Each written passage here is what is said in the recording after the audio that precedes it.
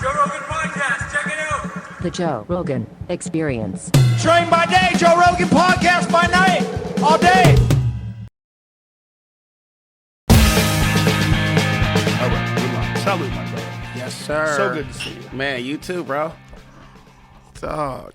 Brings me back to the Comedy Store. The days I'm gonna be one day I'm gonna be looking back on those days and just going, what a lucky time we had there. Yeah. You know, we were so lucky to be in that spot at that time and that moment in history. Yeah.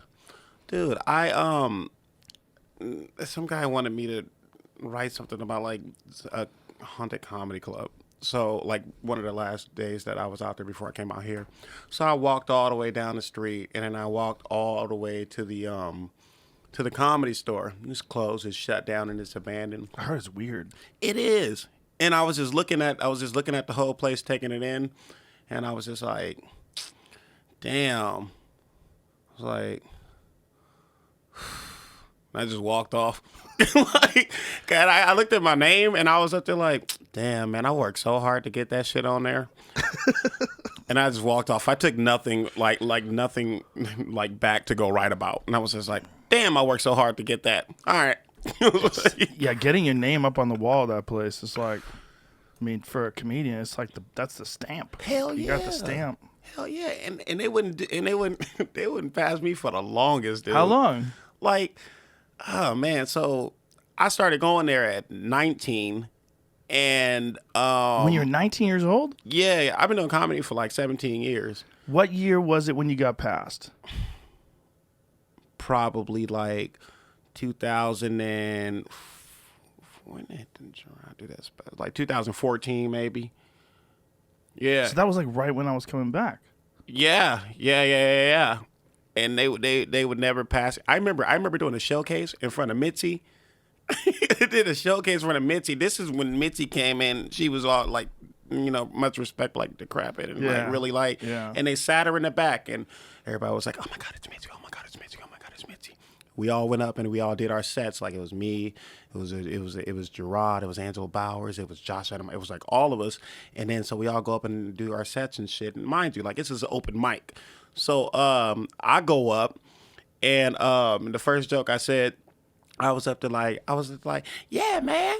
I was like, Michael Jackson could fuck anybody he want to. You know what I'm saying? I was like, you know, before everybody was doing that type of joke, right. I was really like, Michael Jackson do whatever the fuck he want to do. And then Mitzi gets up and walks out. Right? Oh, no. She just walks out. And then I thought that my friend Angelo walked her because he went up after me. And then the next day, remember Tommy? Yeah. The next day, Tommy was up there like, what in the fuck did you think you were doing? And I was like, me? I was doing my stand-up. I was like, I rock that shit. And I was like, it was only 4 people in. He was like, you went dirty, bro. It was only 6 o'clock. Mitzi called you a pig. And I was like, you went dirty. It was only 6 o'clock. Like, there's an hour. I was like, you could tell non-dirty jokes. It's fucked up because I was like, I talk like this all the time. I was like 3 o'clock in the morning, like 9 o'clock, no matter. That's hilarious. So I walked Mitzi, and that's one of the reasons it took me forever to get past because they didn't trust my ass. If she didn't like you, she got mad for a long time. She held a grudge. You had to like earn your spot back. You had to hang out there forever. So yeah, then my friends started getting passed. Willie, Hunter, and Gerard got passed, and I was still in development, like in the belly room. They still passed me to the belly room, and then so I would work in there and stuff like that, and then I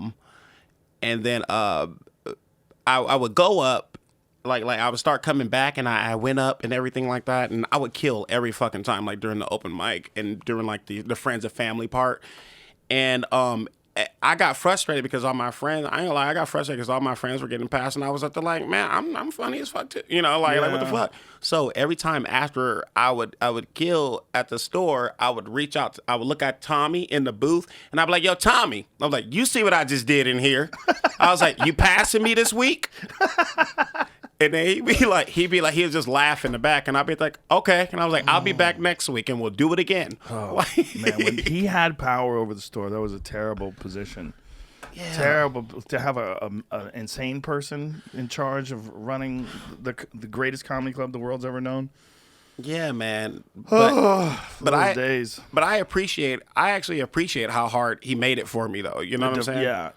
Adversity makes you stronger if you do stick it out. But when you're a young comic and your friends are doing well and you're not, Yeah. Like I remember when I was an open micer, I was dirty. And the other guys that were clean started to get work as hosts in town.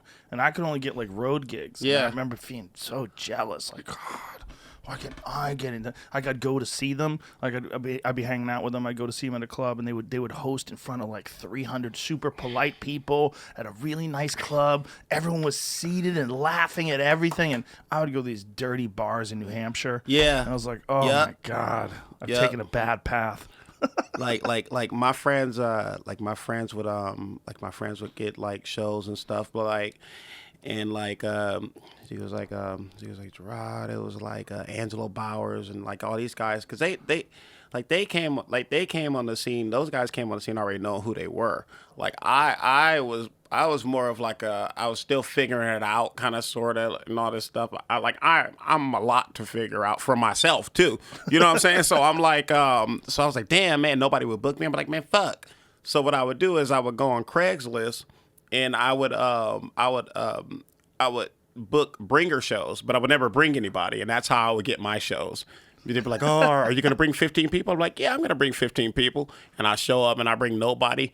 But they would still let me go up. And I was like, all right, well, this is what's going to happen. You're not going to bring anybody. But what you're going to do is you're going to go up there. Explain a bringer show to people, because a lot of people don't know what a bringer show is. So a bringer show is like when you're like a younger comic and you want to do shows and stuff, there are promoters who are like, hey, you can do a show here in the belly room, but you have to bring 20 people.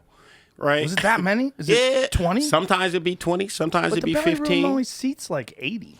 Yeah. And some people. What's the matter, Jamie? When I was doing music coming up, just like this, the place we used to play would make us sell 100 tickets to play. What? Yeah. and here's what they used to do. They used to say shit like listen, it was like this is comedy. Every show's a bringer show. You know what I'm saying? He's like, you're going to have to bring people for the rest of your life. You know what I'm saying? So, and I was up there like, nigga, my grandma is not going to come out to every single fucking show. Like, I don't know 20 people. That's a crazy number. That's a crazy number. They didn't have that in Boston when I started out. Yeah. They just had open mic nights, and people either came or they can't. Yeah.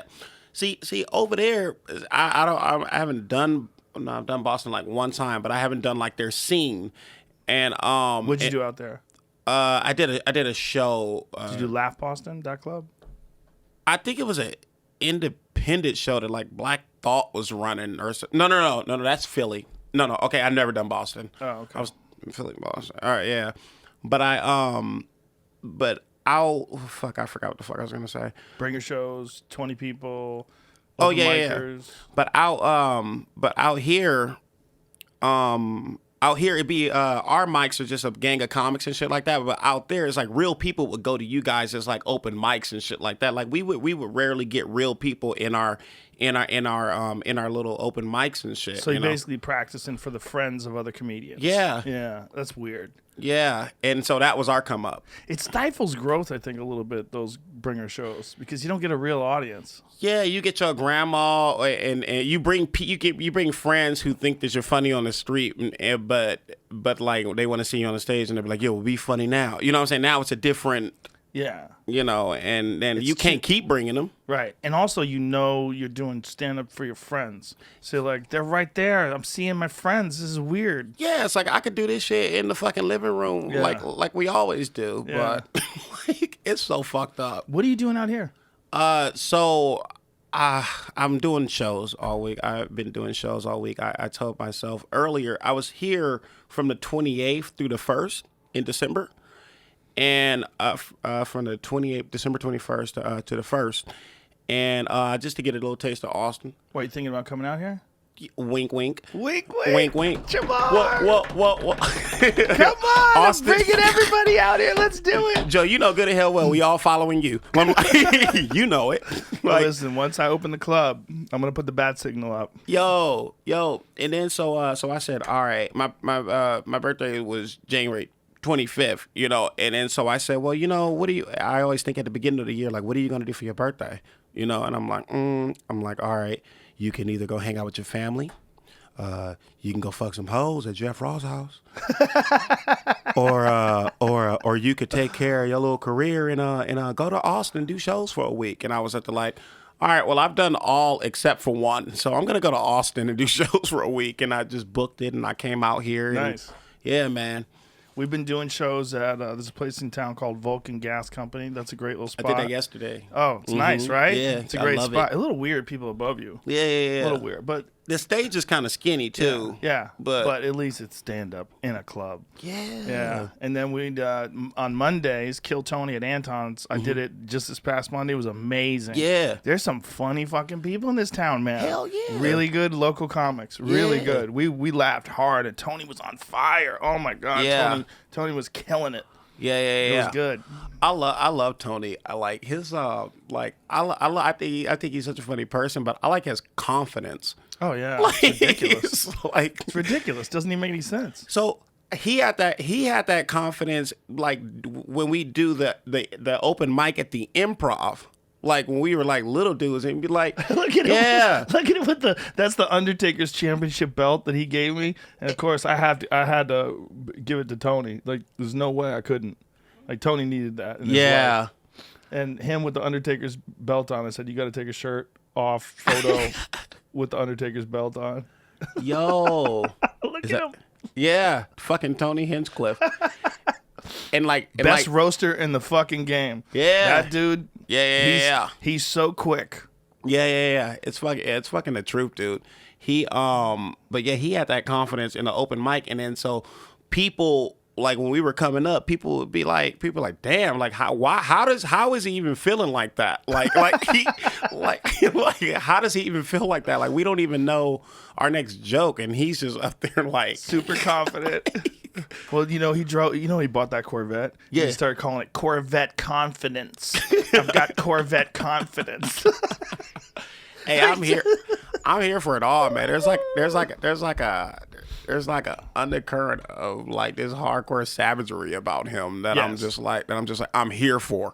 Yeah. That I'm here for. Like, okay, I see you, Tony. Yeah, no, he's a lot of people underestimate him because of his voice and his demeanor. Don't be doing that. He's a bad motherfucker, Tony Hinchcliffe. He is a bad motherfucker, and he's savage with the jokes. Yeah, I respect the shit out of He'll Tony. say shit and he writes all the time too. And he'll say shit on stage where I'm just like, oh no, he didn't just say that. Yep. And he knows he can get away with it because It's part of it's the way he looks. It's part of. I mean, he's a funny fucker. And he was one of the first to jump in. I told him I'm here. I'm like, we got plans. He's like, I'm in. Yeah. He came out here before there was anything open. After Cap City had closed, he was out here. Yeah. Oh man, So thinking about moving out here, but I was telling him outside, somebody got shot outside of my Airbnb a day ago. Out here? Yeah, in front of my Airbnb, in the middle of me about to call an Uber. I wonder what like the numbers are in the country in terms of like when the pandemic started to now, like how much violence has gone up. It's probably going up a lot. Do you think it's because you can get away with it more because everybody wearing masks? I think there's that. I think there's also when you have economic instability, when so many people lost their jobs, so many people, they don't know where they're going to make money. People get desperate, and then people get angry. They get evicted. They get forced out of their homes. They lose their jobs. They lose their car. Their car gets repossessed, and they don't. There's people that are being almost forced into crime. In this time that haven't been in their whole life. Like there's people that like, they're kind of maybe would be slightly inclined to do something shady, but they got a good job and they're gonna like keep on keeping on. But then when that job's gone, and then there's no money coming in, people start plotting and scheming, and it's just natural. It's like they get desperate. It's like that movie. What's that Jim Carrey movie? Fun with Dick and Jane. Where they lost everything and Never then saw that one. Yeah. Where they lost everything, so they start going on like a crime spree and all that shit. Yeah, like a Bonnie and Clyde type deal. Yeah. So what happened? Is that like, okay, so when COVID hit or whatever, everybody started getting the unemployment, right? Mm-hmm. So you talk about like scheming and all this shit. So I went over to my aunt's house and my big brother was over there and he was up to like yeah, man. He was up to like so what you gonna do? And I was like, man, I may draw and do some art and sell that and stuff. He was at the like, and my little brother is in prison, so he's like, or we can get that nigga Chase Social Security number and then get and then type that in and get his unemployment. And I was like, nigga, I'm on TV. I can't be. I was like, I do think that's brilliant. And if I was another nigga, I would like. But people getting fucked up for that. Yeah. Yeah, people getting. Well, the other thing that was happening with the unemployment was like there was a lot of people that if they went back to work, they'd be risking their life. But if they just said, no, I'm too scared to go back to work, they still get that unemployment. And then you're not working for like long periods of time. You start to change the way you look at work. Yeah. You start to change the way you look at things. Yeah. And then you hear about stimulus checks. Like, where's these fucking stimulus checks? Yeah. You start thinking like, we're just gonna start getting checks. That could be a dangerous thing if the government just starts paying everybody. Why? Because I just don't think they have the money for it. Where's it going to come from? They're going to have to, somehow or another, they're going to have to take it from somewhere, or they're going to have to start printing money.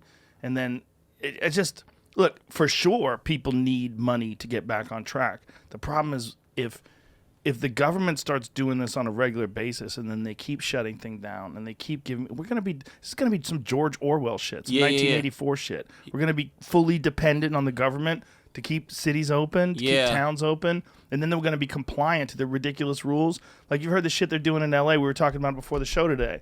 That L.A. they're going to allow outdoor dining, but you can't have a TV on. What the fuck does that mean? Who are you? Who the fuck are you to tell people they can't have a TV on? Like, what? Do they have a, Jamie, is there an explanation for why? Why does that matter? Because it doesn't matter. They're fucking criminals. These fucking people think they can just tell you what to do. L.A. County says no TVs for outdoor diners at local restaurants. What? Well, why? Yeah, why? Does it say why? This provision is effective until further notice. They don't even have to tell you. They don't have to tell you shit. These fucking creeps. I mean, it's like I said before. It's like, at least you don't got to worry about them broadcasting the coronavirus. Sporting events like we talked about. Yeah. This is what it says. It says the broadcast performing to patrons in an effort to keep restaurants from becoming overcrowded for sporting events, such as the upcoming Super Bowl. First of all, there's no evidence that this virus spreads outside. None. Zero. Zilch. You can't find any evidence. There's no studies. If you look at all the, like when they have a pie chart of how the virus spreads, it spreads in supermarkets. It spreads a little bit in, various indoor businesses. And, there's a very small percentage you show in restaurants, but it's mostly people working in the kitchen that are catching it. They're in tight quarters working together all the time. There's no evidence that it spreads outside. None. So this idea about them being overcrowded, there's no evidence. Here's the thing, because I remember before LA shut down, I remember Saddle Ranch was like packed and stuff, but it was outside, but they were like packed, and I was like, that looks unhealthy too. Yeah, like that, they're outside, but they're still close together. It's like we couldn't do shows right down the street, and you know why? It's because they were about to start doing shows again, but then somebody called the health department on the Comedy Store, and then that shit shut it down. But why? Because I think it was like a troll. I think it was like a troll or somebody who didn't like fuck with the Comedy Store like that. But that's what happened. But what were they saying? Like, what could they say that could have shut down? They just said that all I remember is that they said that it was like a health problem and stuff like that, and so they shut it down. Right when we were about, they was gonna start letting us perform in the parking lot. Yeah, I remember that. Bring back the best of the Comedy Store in the parking lot, and yeah, somebody got it shut down. That doesn't make any sense. That's fucked up. So, did you ever see when we had to perform in the window? Yeah, I did see that. Yeah, that shit was that didn't make any sense. That shit was hard. Yeah, No connection. No connection with people. And I tried to beat the window so many times I could never do it. Beat the I window. saw Donnell beat the window. I was like, he beat the window. Donnell can beat the window. Donnell can beat bulletproof glass. Like, He can beat prison glass. oh, he gonna get his. We were doing these shows at at Stubbs Barbecue in town with Chappelle and Mo Amer and Michelle Wolf and Donnell. And this last one we did one run with Tony Hinchcliffe. Then this last run I did with Ron White. And Donnell's been opening up the shows. I mean, my God, he just comes out of there like a bat out of hell. Dude, like he's right unstoppable. out of the gate. Right out of the gate. So intense. So much energy. Dude, he's unstoppable. What he does, dog.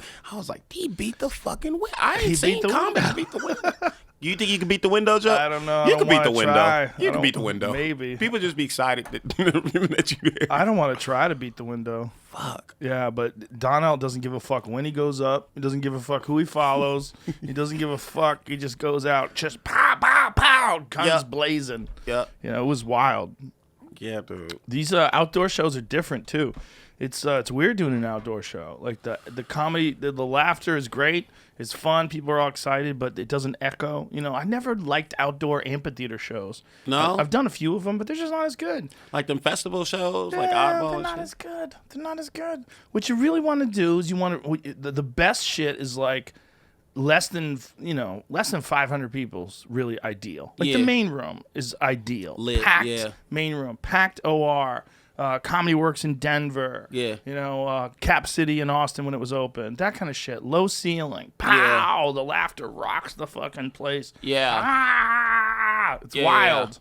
That's what you want. Outdoor shows, like we were doing this one at an amphitheater. And off of what is that? It's like off of 3rd Street and like in Beverly. I mean, like 3rd Street where they run. Like Beverly, what is it? Pan Pacific Park. Mm-hmm. And they have an amphitheater out there, and we were doing shows out there. People would roll up on their bikes and shit and just sit down in the amphitheater. And it was dope. You know, it reminded me of remember Charlie Barnett? Yes. The guy, Yes, New York very comic. much so. It reminded me of doing performances like that, like where it's Yes. like, you know, like so it had that vibes. You know, or at least that was what I tried to bring to it. But so they weren't bad. I for a second was the only person doing indoor shows. Like I think Tony told you I was running this show out of my apartment. Yeah.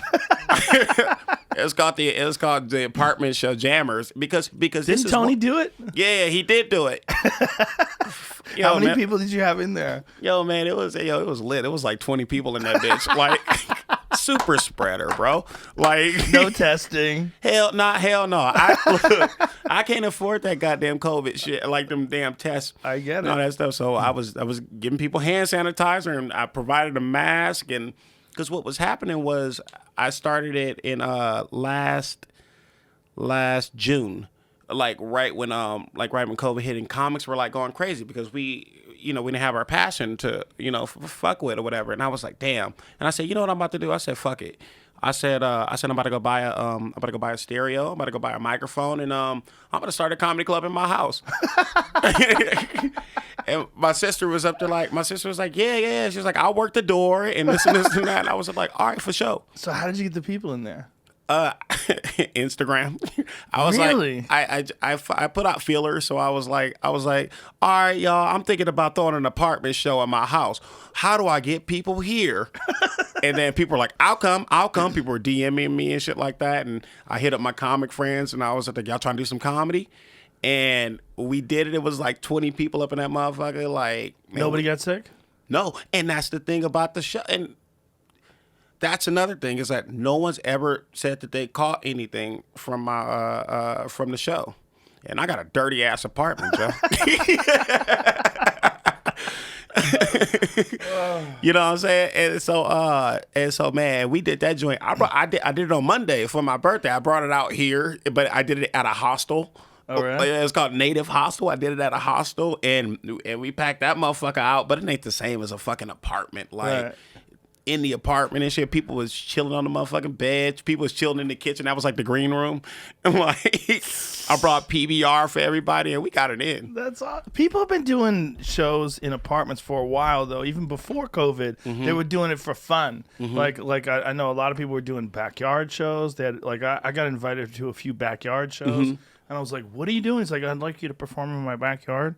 I was like, what are you talking about, man? You doing a backyard show? Yeah. But there was a lot of like, you could see it on Facebook and Instagram, people that had shows in their apartment. Yeah. Like it was just, because look, it's hard to get stage time in LA. There's a lot of clubs, but there's a lot of comics. Yeah. And you got to get past, and it's a grind. It's a grind. And it's like once you get past like the open mic levels, like I feel like stages, like stage time, kind of, you know how much stage time, like you know how many stages you can hit, like if you were like an open micer and stuff. It ain't like that. Like once you get past that level, it's like, man, you could probably in LA, it's like, man, you could probably hit like 3 spots: Improv, Laugh Factory, Comedy Store, then that's about it. Maybe Ice House if you want to drive. Yeah. Comedy Magic Club if you're really ambitious. Yo, right. Yeah. Yeah, but if you're an open micer, you could do 30 of them. Dog, I remember doing 9 open mics on a Sunday. 9 on a Sunday. I just wanted to see like how many I could fucking hit, and I pulled off 9. Wow. Yeah. Well, you got to get in the community, right? Then once you're in the community, then people let you know where they're all at. Because they're spread out in these weird little bars and comic book stores and weird, strange places that have mics. Where's the weirdest place you perform? Well, I did bachelor parties with no microphone. That was rough. That was rough. Just a bunch of drunk dudes, and obviously they don't have any money. Otherwise, they would have bought a stripper, hired a stripper to come. And there wasn't no stripper there? No, just me. Those were the roughest ones. I did a Jack and Jill strip club in Rhode Island. That was the weirdest one, because a Jack and Jill strip club is like, there was a time where they tried to have strip clubs where a man performs and a woman performs, and couples would go. Like a man and a female stripper? Like a man would strip and then a female would strip. And the couple would sit there and watch both of them. It was so strange. And the people that went up, they looked like the type of people you'd expect at this kind of place. And, in the audience, there was maybe 6 people in the audience. And, you know how sometimes you bomb and it's like, it just feels terrible. I was bombing, and it felt like I was performing in front of people that didn't understand a word I was saying. I didn't get any noise. Yeah. There was nothing. It didn't even feel bad. Yeah. I was like, what is this? I mean, I was, young in the game anyway. I was only probably doing comedy a year and a half or so. It was because it was a terrible gig. It was for this dude, oh man, I'm trying to remember the booking agent's name, but he had a bunch of these weird fucking gigs in Rhode Island. Like they were all real shady, like strange bars, and you'd go to, and you'd always get paid, but they were always very weird. And this one, there was, like I said, like 6 people in the audience, and the type of people that you would see in an audience that would come to see a guy strip and a girl strip were very strange. Well, what they look like? Just like older people that just didn't have any hope and just sitting there and just looked confused as to why they were even there. And again, there's only 6 of them in the whole audience. And but there was one dude, there was a pool table in the back. There was one dude playing pool. And I came over to talk to him, and he was just a regular dude from New Jersey. And he's like, man, what the fuck is this place? I go, what are you doing here? And he goes, I'm in town visiting my family. I had to get out of the fucking house. Yeah. And I saw this place, and I came over. And he was like, what is this? The guy and the girl, both of them, they were not attractive. Yeah. At all. No. Yeah. They both looked like they'd been drinking and doing drugs their whole life. They looked sad and tired and bad tattoos. And where'd you go up? Did you go up in the middle of the beginning? I'd go up in the beginning, and then I would bring them up. Cold and then open. I would go up in the middle, in between them, and then I'd bring up the girl, and then I'd go up at the end and wrap up the show. It was a nightmare. You did crowd work? I tried. First of all, it was terrible. Yeah. Right? I'd been doing comedy, like I said, like a year and a half, maybe 2 years. Yeah. I don't really remember, but I wasn't good. And then on top of that, people just were barely awake. It was in Woonsocket, Rhode Island, which is like it's a Portuguese section of Rhode Island. Rhode Island has a lot of Portuguese immigrants for whatever reason. They came to that area. So these motherfuckers might not have even spoke that much English. Yo. I don't know. I'm telling you, dude, I didn't get any response. Yeah. It was like, ba-dum-bump. Silence. Yeah. Fuck. I remember that one, but that one didn't even make me feel bad. Yeah. I remember leaving that one just laughing, like, what in the fuck? What is that? Fuck. Yeah, that's crazy. Fuck, I can't even remember like the weirdest. They doing them in back of trucks now. I know, I saw that. Yeah. Bird did one of those. Yeah, those shows are actually lit. Like I It's a haven't. good stage. Yeah. You know? Yeah. Pickup truck, flatbed. I mean, Yeah. it seems like a good stage. Yeah, but that's where comedy is in LA right now. Well, Eleanor's doing a show at the Magic Castle. They have shows in the parking lot. Yeah. Tammy Joe runs that shit. How are they allowed to do that? In the parking lot? Yeah, if you can't have outdoor shows. Are they just doing it? I don't know. I haven't even went to the Magic Castle show. Because I don't want to blow her up. Yes, I don't. Maybe they're not still doing it. Eleanor had it on her Yeah, Instagram. No, yep, they are.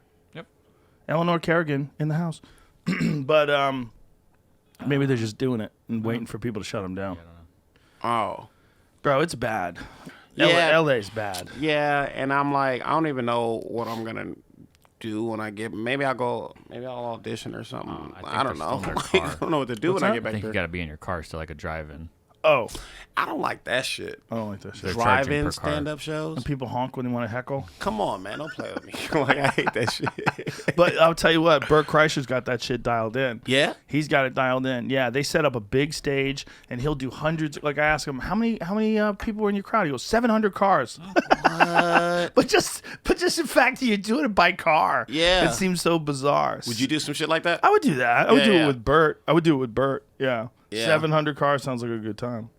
I did a outdoor venue. I went to see a show at an outdoor venue. Burr was in town. Yeah. What was that place again? The place where Burr was at? It's in Dripping Springs. Is it Waller Creek? I don't believe There's so. a few amphitheaters in different Yeah. areas around. So They have when like it popped these up. outdoor barbecue spots that have an amphitheater. So like people play music and eat food. And Bill was there. There was like 600 people in the crowd. It was literally like 40 degrees outside. Nutty Brown, and we're sitting there zipped up I have a jacket on, zipped up to my face, just sitting there shivering, laughing my ass off. But Bill murdered it, man. It was seeing real stand up, Yeah. like real and current events shit, talking about all the stuff that's going on in the world right now. It was so good. And he's been on a tear, man. He's been traveling all over the country, just doing outdoor shows and being careful and wearing masks. And, he won't even shake your hand, even me. Really? Even though I go, dude, I get tested every day. He's like, I'll give you elbow. And then he came in here. We both got tested. Then he gave me a hug. Right. That's funny. I tried to get him to come to my apartment show. I tried. He wants, He he's was got to like, be no. safe. He was like, absolutely not. He needs to make the money off of stand-up because he doesn't. I mean, he makes money off his podcast, but I'm sure he's got a large nut, and he was complaining on stage about his wife spending money, so I'm sure that's real too. Yeah. Fuck. There's like so many people that didn't have a podcast that all of a sudden their income went away, and they thought, okay, it'll go away for a month, I'll be fine. Yeah. And then here we are, 11 months later. Yeah. Like, what in the fuck is going on? Yeah. Like when can we go back to work? Like, what is happening? Most people, I knew people that were like criticizing other people for going on the road, and now they're on the road. Yeah. Yeah, because they realize, this is, we got to take the shit into our own hands. Yeah. My mom was like, oh my God, you going to Austin? You going to Austin? Like, why are you traveling? I was like, bitch, I got to work. You going to give me rent money? Like, bitch, I got to fucking work. And then she was like, I guess. Yeah. Well, Joey Diaz got mad at me at first. Why are you going to fucking Houston, Joe Rogan? What are you doing, Joe Rogan? They're like, the first time I did the improv. I was like, listen, man, I miss it. I want to do it. He's like, stay home, mind your business. But he's doing stand-up now. Yeah, exactly. After a while, people just they can't take it like, anymore. you need it. Yeah, they can't take it anymore. He's being careful. He lives in Jersey now, for now. I'm going to have him come out here, too. He has to come out here. Yeah. I miss seeing him, dude. Yeah. That's the glue. That's the glue that held the wildness together at the store. He don't give a fuck about nothing. He doesn't give a fuck. That's real too. And I didn't, since I wasn't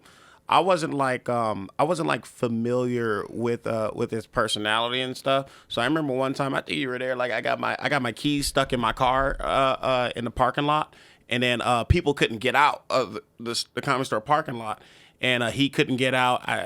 You would think he got out, but but whatever. So the next day I saw him at the parking lot. He was like, "Hey, jerk off." He was up there like, he was up there like, "Stop getting your fucking keys locked in your car." He was like, "All right, you know Uncle Joey loves you." And I was up there like, I've never even talked to this man in my life, but I love how I love that. Like, I love him. Well, he's got that wild East Coast sense of communication. Yeah. Like, insulting you is a sign of love. Yeah, it's like, yeah. have fun. That was one thing that I noticed when I came from New York to L.A. Is like New York comics are constantly shitting on each other. Yeah. And L.A. comics, at least in the 90s, when I first moved to L.A., they were all trying to get sitcoms, man. Mm-hmm. They weren't insulting anybody. Mm-hmm. That's all they were trying to do. They were trying to just make everybody their friend. Out here, I mean, like nowadays, like it like picked back up a little bit in L.A., but now they do it under roast battle. You know what I'm saying? Now it's like that. Yes. But like just outwardly and shit, like people don't like to step on toes because people are still trying to, They're trying to get ahead. Yeah. Well, that's part of the showbiz aspect of Hollywood. It's like that they all wanted to be cast in shows and they want to make sure they don't say anything too crazy. Yeah. And I know a lot of comics that didn't want to do certain jokes or certain topics, even though they thought it was funny, because they were worried that a casting agent would put them in a show or an executive would see it and they would think they'd be too. I'm like, God damn it, man. You're a comic. First and foremost, you're a comic. I figure this has always been my strategy. I figure come out crazy. Like come out crazy and then let them see that, then scale it back. When you like control it. Yeah, dude. But come out crazy so they know what the fuck they may be getting. Well, listen, man. These fucking people. They're all like led by whatever they think is the standard that they have to adhere to. It's not like if you were alone with them, they would call people retards and they would say crazy shit and they would laugh at bad jokes and but when they're together under the guise of being a part of a network and it's like they have a career to protect and everyone's worried. The one thing that's beautiful about live comedy is you add a few drinks, people are smoking weed, the place is dark, the spotlight comes on the comic, you say wild shit, everyone's laughing, then you find yourself laughing. It breaks down all these walls, and you realize, this is just fun. This is not what he really means about anything. Yeah. He's just being wild, and it's fun to watch. It's fun. I remember a long time ago, like coming up in a comic, like one of the best things I ever heard. Oh, am I in the way? Oh, okay. Jamie's moving me over. Trying to get a hand signal. I'm trying to see his eyes. Let me fix this shit for you. There we go. All right. One of the best. Your eyes. Yeah. One of the best things that ever that's a comic ever told me, even like earlier in life, was like, yo, man, the audience comes to hear and see some crazy shit. Yeah. Well, especially at the store. Yeah. Yeah. But you got to establish that. I remember in the improv, that wasn't the case. Yeah. Like the improv, the early days, Joey used to go to the improv, and he's like, Joe Rogan, I don't like that fucking place. There's too many fucking mutts. Too many white people. So he's saying. He's like, too many fucking mutts. I say some shit, they fucking get all, they clutch their pearls. Yeah. But eventually we started doing shows there. Yeah. And so when we started doing shows, like we did these Joe Rogan and Friends shows, then everybody knew. Mm-hmm. So like we were getting our people to come down there, and then it was wild again. And then Joey loved it. Dude, I remember getting banned from the improv. I remember getting banned from the improv because we had this thing called it was me and like my the guys I was coming up with, and we all had a showcase. It was called like maybe like best of the improv or new faces of the improv or something like that.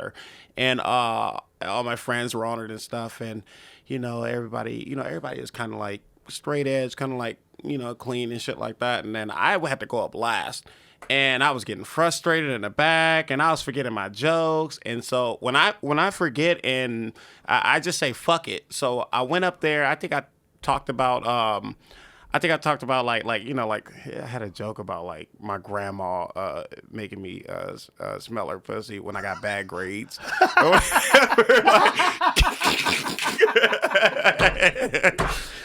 It was so fucking absurd. He was like, what kind of grades you getting? It was like, oh, F, come here. Smell this.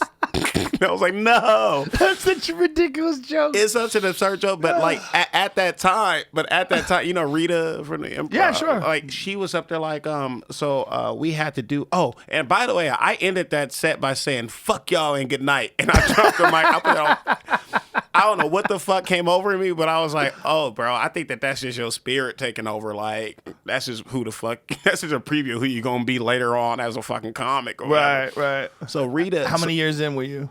Shit. I was like, I was probably 22, so 17, 18, 19, 20, 21, 22. I was 5 years in. Oh, okay. Yeah, I was. But you were only 22. Yeah. And so the next day, Rita was she had everybody like she never did this shit. Like it was the next day was the open mic. She had everybody sitting down, and I kind of come in a little late, and she was just sitting on the stage talking, like talking to all the comics. No. I ain't never seen this shit in my life. So she was giving people their reviews. She was like, they're like, oh, Gerard amazing, Angelo amazing. She was like, oh, you could do this, but you did a great job. And then she was like, Jamar, what in the fuck did you think you were doing? And I was like, oh, I was trying to be funny, Rita. And then she was like, smelling your grandmother's pussy. And I was just I like, wish I was there. I've been like, Rita, that shit is hilarious. Let them grow. The Let 'em audience was grow. confused, though, too. I ain't gonna lie. They were like, Listen, you need to bring that joke back. Have you been doing that lately? hell no. That was like, Oh my God! Please, Jamar, bring that back. You can figure out a way to make that work. oh my God. Today, Yeah. you can make that work. Yeah, now, but Yes. back then. Right, but that's always the case in the beginning. Like that's like what I would call like a black belt premise. Like it's a complicated premise. It's not like a white belt premise. A white belt premise is like, oh, it's easy. Set up punchlines, obvious what you're talking about. Right. You're saying some wild shit. Like the audience has to have trust in you for you to joke about your grandmother's smelly pussy and how you have to smell it if you have bad grades. That shit was retarded, dog. Like, Yeah, but it's making me laugh right now. and the fuck part about that shit is that like if I'm in a joke, I don't care at what level of comedy I was ever at. If I'm in it, I'm gonna do the whole fucking thing, whether I'm bombing or not. Like the whole act out. Like I'll put the whole story in that shit and everything. I don't give a fuck if it's quiet at the end. I'm like, well, no one in here has grandma's had a stinky pussy before, huh? No one in here has got an F?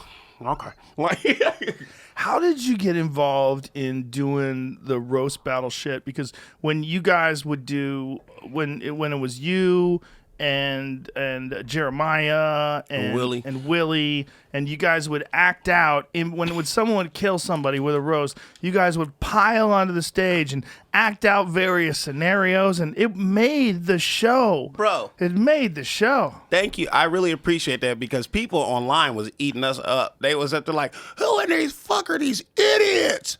You can't read those. But it wasn't about that for us. Like we was just trying to have fun. So in the beginning stages of the roast battle, and shout out to Jeff for letting us do that.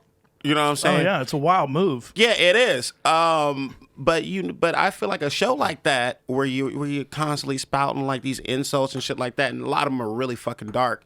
You need a palate cleanser. It don't matter. That's like a good way to put it. Yeah, That's a very good way to put it. yeah. So at the beginning, like when it first start, like the origins of it and shit, when it first start, like me, Willie, and Jeremiah, we'd be sitting like just watching these motherfuckers like just talk shit about each other, and I naturally have a big laugh and whatever. It's damn near over exaggerated and shit. And then so Jeremiah and we all like would start watching it or whatever, and then I would laugh and I would do like different shit. I would start dancing and shit on stage and shit like that or whatever.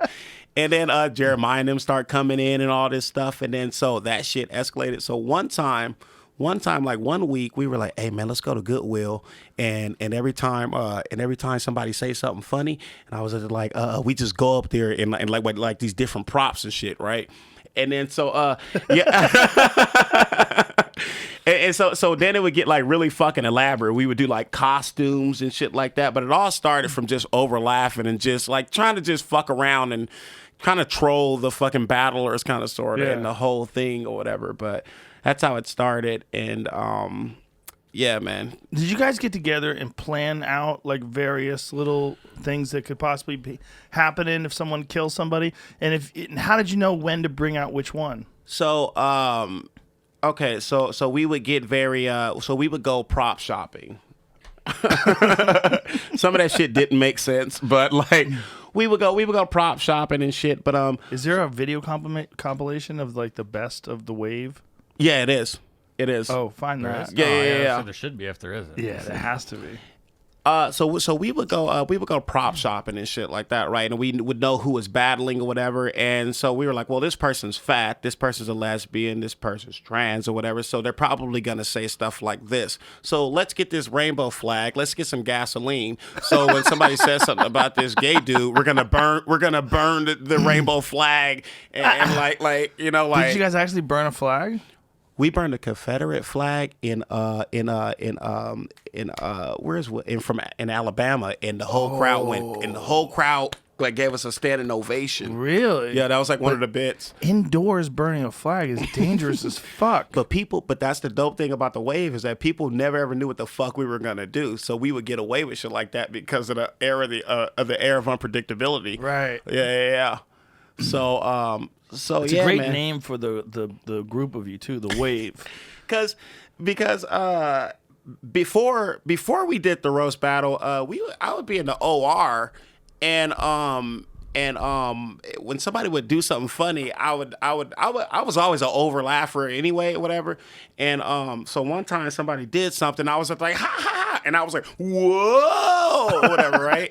And then so we started doing that like in the roast battle too. You know what I'm saying? I was like, oh man, we should just call ourselves the wave or whatever, and this and that. We're the wave, you know. And then so every time like they shout us out, we'd be like, whoa, and like sometimes the whole crowd will fucking do it and shit. You know what I'm saying? Because it's literally a wave of whatever the fuck's about to happen after this joke. You know what I'm saying? Like. And you guys did it I came to the store in 2014, and one of the things, I came back to the store, one of the things that brought me back, the big thing that brought me back was Ari, because Ari was filming a special there the next day, and I had to go. Mm-hmm. I had to be there for that. Ari's one of my best friends. Yeah. And the other thing was I wanted to see Roast Battle, because everybody told me about it. And I remember being up there and sitting in that audience going, wow, this is special.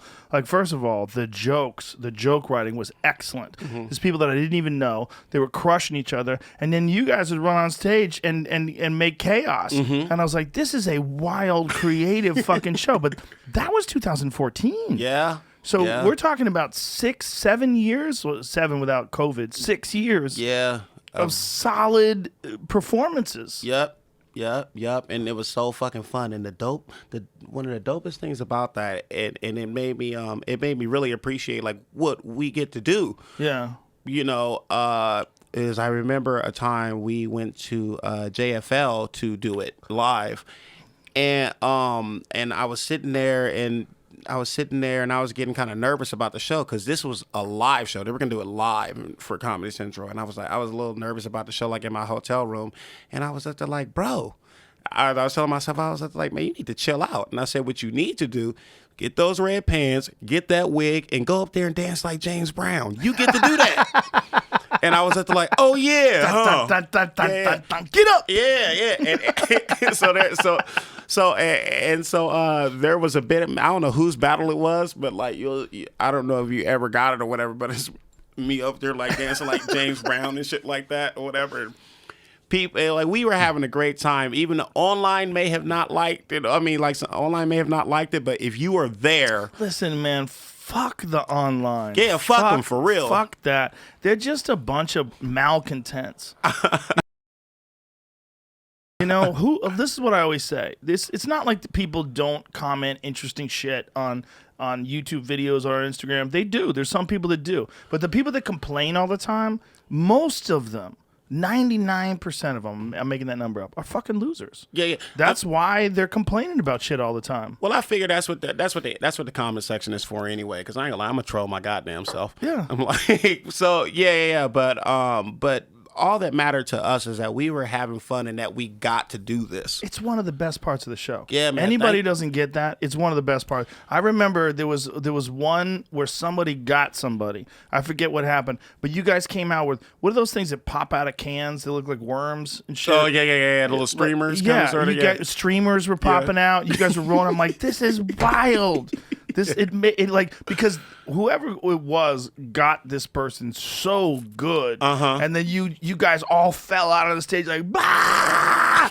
And it was amazing. It was amazing, and you could see in the audience like the laughter was hard, and then it took it to another level, and then people were like, this show is amazing.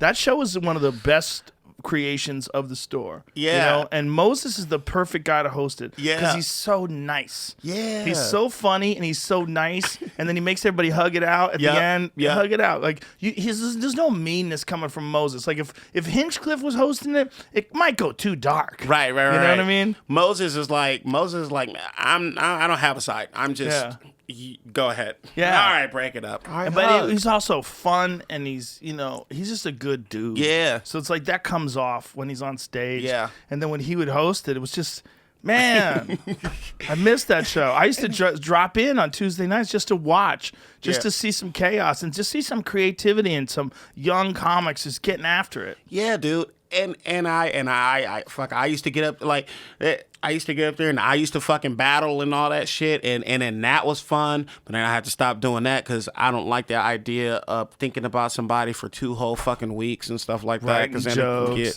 But it did help, like my joke writing and all that it's stuff. a great joke writing exercise. Oh, absolutely. But I think being in the wave like really like developed me though as a performer though too. Like that was doing some work on our shit too, you know. Oh yeah, you had to commit. You had to die. And the other thing is that was a late night show, and it was always sold out. It was always sold out. Like there was a line. I mean, what time would that thing start? Okay, it would start at 10:30. They would do it. They would do like a mic or like a little book spots ahead, and then 11:45. That's when it would start. Yep. So really, the show started at almost midnight on a Tuesday night, and it would be mobbed. Yep. Mobbed. Yep. I mean, it was supposed to have. Listen, I'm not going back to the store because it's not going back. It's not going to be the store again. I'll go back if it comes back, but I'm going to be honest about the numbers. Yeah. The fire department probably wanted about 80 people in there. There's probably about 150. Yeah. They were Easy, 200. You couldn't wear good shoes up there. You get fucked. I was downstairs below it, and I remember someone was crushing, and you guys were jumping around, and the ceiling was moving. I was like, oh my God. I was like, when was the last time anybody did like a structural assessment? Just to hang up on those back stairs just so you could hear. If you couldn't get in, you'd be like, at least I can hear it. Yes. But there was some motion at one time that the ceiling was moving. I was like, imagine if everybody just came piling into the fucking kitchen. If the ceiling collapsed. Fuck. Oh yeah, man. We used to turn that fucking belly room out, man. We need to do that shit out here. We need to have roast battle in Austin. He brought What's Jeff Ross doing? He ain't doing shit. Yeah, man. Come on out, Jeff Ross. Some guy brought it up. Guy brought it up that he was gonna start it back up out here, and then he was like, "I would love for you to do the wave," and I was like, "I don't do the wave anymore, kid." I'm past that. You know, I tried to big time him.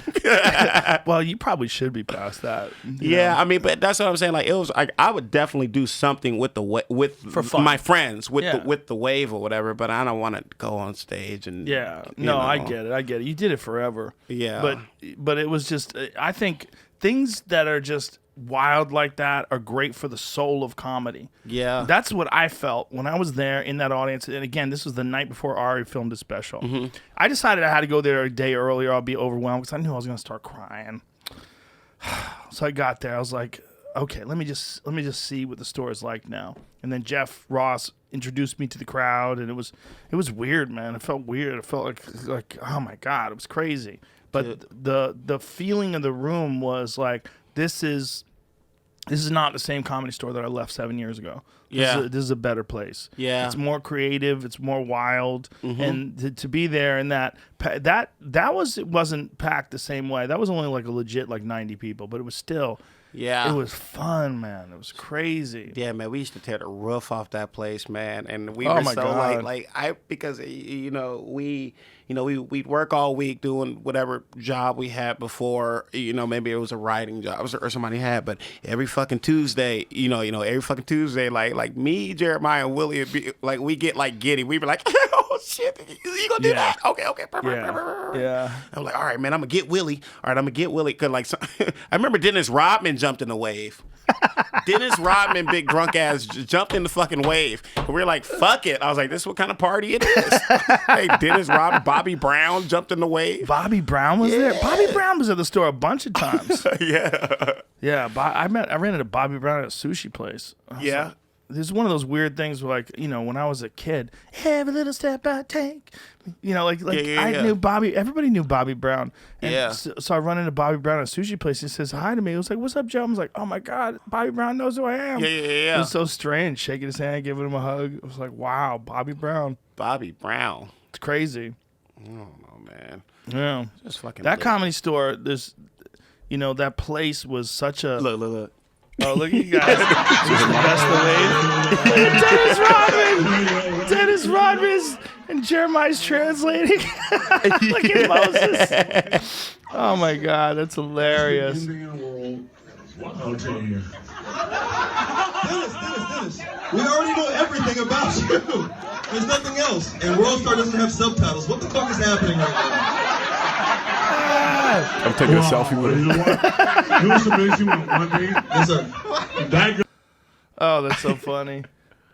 Well, there's a real value in a little club like that, a tiny spot, and that's one of the things that I want to have out here. I want to have a small club too. Yeah. I don't think you just have a big club like the main room. I think you need a belly room.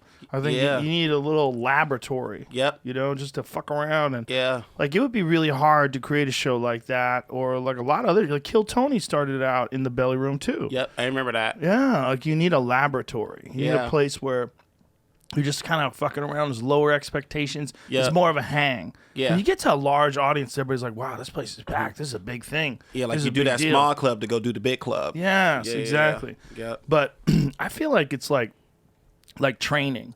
Like you need to do running, and then you also need to hit the bag. Yep. You need to do different shit. Yep. You need to lift weights. You need cross training. Yep.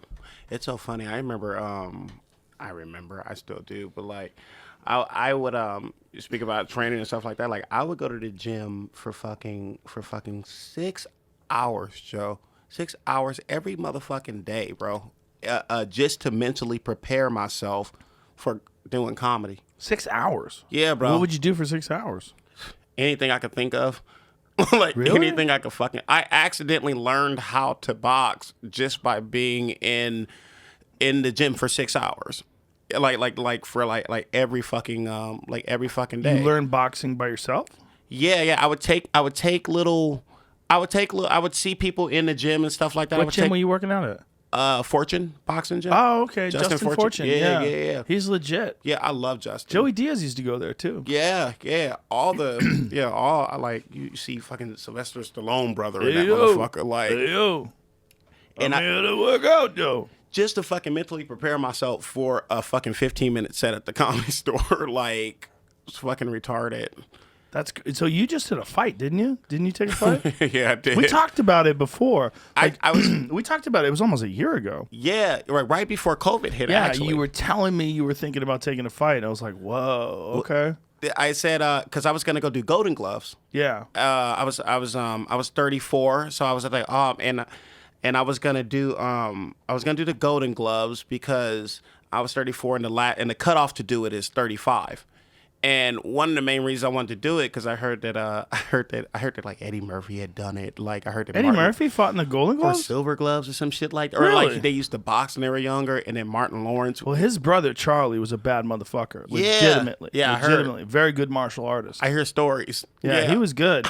I was with Charlie Murphy. We were on tour, and I was with Maurice Smith, who was UFC heavyweight champion, and Ivan Salivary, who was one of the top fighters in the UFC. And we had done a show together, and then me and Charlie did a show together, and then we all went out to eat, and these guys came out to see me. So afterwards, we're all eating dinner, and I think Brian Redband had the photo of this conversation on his Instagram, and I think he sent it to me, and I might have put it on my Instagram or my Twitter.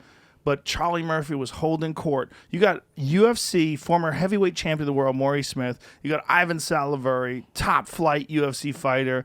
And you got me and a couple of my friends, and then Charlie Murphy's standing up, talking about you motherfuckers don't know how to throw the Chicago Ridge hand.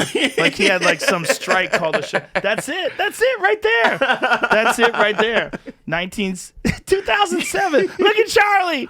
That's Ivan Salaverry's the guy with the watch on the far right side. Maury Smith is the guy with the white t-shirt right next to him. Oh my God, dude. I'm telling you, Charlie Murphy was holding court and we were dying laughing. And he was talking about like a ridge hand is a weird karate strike where you hit someone with like this side of your hand. You like throw it like this. I mean, it's got its place. Like, you know, sometimes dudes in MMA, they KO a guy and then they hammer fist a guy. Yeah. Because it's really the best move in certain situations. Yeah. And then the ridge hand, Charlie Murphy was saying, y'all motherfuckers don't know about the ridge hand, Chicago ridge hand. He had like this Chicago style ridge hand. I don't know. This shit feels soft. It's Like- not the best way to hit somebody. Yeah, But you could, for sure, you could fuck somebody up. It's if you're hitting soft tissue in the face, like I wouldn't recommend it for the top of the head. Like knuckles are better for sure. Yeah, I would never Chicago Ridge hand somebody. Unless maybe my little. Is brother. that Charlie Boxing? No, that's me. That's me. That's what. Jamar! This motherfucker was so fat. Oh, the guy you fought? this. Oh. Bah. Oh, dude, look at you fucking swinging into that. wild. Look, I was like Deontay Wilder in that bitch. Are you left-handed? I am. Oh, shit. No kidding. Oh, dude, Jamar, look at you go. And you get a drink of water when the guy's down. Yeah. You're not supposed to do that. Yeah. And I walked over to That's the scene, over anyway, right? Isn't it over? Yeah, he quit. The only reason, and I don't take like crazy credit for it. I mean, but a win is a win for sure. I mean, that guy was fat as fuck. Look So at him. you had this, guys are wearing masks. This was COVID. When Yeah, did yeah, this yeah. fight happen? Yeah, it When did was. this happen? This is like in October. In October. So did they test you at all? No, man. No. they made a sign of release that says, "Hey, we're not responsible for anything that Any happens diseases there." you might catch while you beat the shit out of each other? Yeah, and I only did that because I didn't get to do the Golden Gloves. Remember, I walked up to you and I was yeah. like, "Joe, I'm thinking about doing the Golden Gloves." You're like, "Have you ever fought?" And I was like, "Yeah, I mean, I spar every now and then." Yeah. It's like, Well, I knew you were in really good shape. You were throwing a monkey wrench into this thing that I always disputed. There was a thing where people said you couldn't be funny if you were in great shape. yeah. Because you would go on stage jacked with this full six-pack I still and do that killing shit. it, shirt off. And I was like, it's possible. Look how funny Jamar is. And he's up there with no shirt on. He's shredded. Fucking yeah. And people think I do that shit just to show off my body, and I swear to God, I do it because I think that shit is funny. It's kind of ridiculous. Like, Yeah. it's I mean, like- just like the mohawk. Yeah. You know? That's not even really yours. Hell no, it's not. That shit's man. glued to his head. Hey, You Steve need Harvey. to know this. Steve Harvey did it for years. I could do my little mohawk. I mean, I don't know why he did it. He's got a great head. yeah, but back then, Back then, you couldn't be bald. yeah, that shit was too perfect. We in the hood, we used to debate that shit. Like, that is really hair. How is it so perfect then? It's perfect. People can have a perfect hairline, bro. Some people can have a perfect hairline. It's just not a lot of people. That shit looked like a microphone. He was destined to be a comic. Listen, they did it right. They did a good job on it. Yeah. Steve Harvey wear a wig. That's His great. shit was fucking. His shit was question. perfect. His lineup, oh god, it was great. Well, you know, some dudes can pull it off. Yeah, that is a perfect line. It's perfect. God, this must get sweaty as fuck in there when you're on stage. You know, but killing yeah. it for an hour, sweating. Was his wig on top of your head? And I be playing with this shit like it's my real hair and shit too. Like I be like, How do you glue that thing on your head? it's double-sided wig tape. I bought this from a costume store because I did it's so fucked up how I started doing it. I was doing like this one-man show, and I had like these 4 different characters, and I was like, okay, that guy, I was like looking at the characters, I was like, okay, that guy's fine. I go, this guy needs a wig. And I was like, yeah, this guy needs a wig. So I went to the costume store and I tried on a Jerry curl wig, and I was like, nah, man. I was like, something a little more. And then I put this, I just put this motherfucker on. I was like, bro, I was like, that's it, let's go. Like, and then after the one man show, I just started wearing it. I was like, bro, I think you could just rock this. And then so I'm like, eh. I love how you wear it sometimes and sometimes not. Like Yeah. I'd see it at the comedy store, and sometimes Jamar would have the mohawk, and sometimes not. Because I wear it like a hat. Yeah, Like, it's like, yeah. Like a sweater. Yeah. Bro, I can't, bro. I want a purple one. Ooh. I swear. I don't Why know. not? Yeah, I gotta figure out where to get this purple one. Online for sure. I got this. Jamie will find one right now. I mean, Purple mohawk gonna have a wig. bunch of DMs right now. Be like, I'll make you a blue Yeah, one. someone will make you all kinds of colors. They'll probably make you the whole rainbow. Send them, baby. You need a gold one. Oh my God, I was just looking at your chains. I was like, imagine a gold one. bro, with the shirt off. Oh my god. Oh my god. You would need a net to catch all that pussy. Yeah. My grandma stink pussies in here. Sit out of here, bitch. Please bring that back. Fine. Please. For you, I'll do it. I'll do it. Please bring it back. Please bring it back. Are you working this weekend? I'm done out here. You're not working at all? What are you doing Saturday night? I got WTF. I got WTF tonight, and after that, What is WTF? It's this little bar called Whiskey Tango Fox Terry or some shit like that. But I fly back on the 30th. Wow, what's popping on the 30th? Tomorrow night is Tony's show. Tony's got a show at Vulcan, and I'm there. Oh, that's right. Yeah. Friends of Tony. Oh, fuck. Yeah. What are you doing then? Fuck. Am I going to extend it? Am I going to extend my stay? Fuck. I mean, I would. Damn, I feel like I want to fuck with that. Come on down, Jamar. I'll stretch it out one day. Stretch it out a day. Yeah, Come all right. on, fella. Stretch Peer it pressure, out a peer day. pressure. Come have some fun. It'd be Yeah, great dude, to because I ain't gonna be doing shit in hang, LA, see but you. fucking waiting on auditions Yeah, and and shit. hearing sirens and helicopters. Fuck, man. We went down to the Comedy Store to film that. There was like one last night where they filmed that the Comedy Store documentary, and it was Whitney Cummings and me and Andy Letterman and Bill Burr and Paul Rodriguez and Jay Leno, and we were all up on the roof, and man, it was sad as fuck. The Comedy Store was abandoned, and dudes were racing down Sunset because there was no one there. So there was like, you know how they have like a lot of those dudes with real money, like live like in Beverly Hills, and they have Lamborghinis, and we'd always see them on Sunset. Yeah. Well, they were racing racing like. Like you would hear that, like guys flying down Sunset because no cops were stopping anybody for anything. Yeah. This is just a few months after George Floyd. It was all this defund the police talk in the air. It was past looting and rioting, and everybody was scared, and the cops didn't do a goddamn thing about it. And you felt like the deterioration of the fabric of the city. You felt it in the air. It was really disturbing. It made me sad. What do you think is gonna happen to the store? Mad Max. Mad Max? Yeah, I think LA is going Mad Max. I think LA, it's going to be 5 years before LA comes back.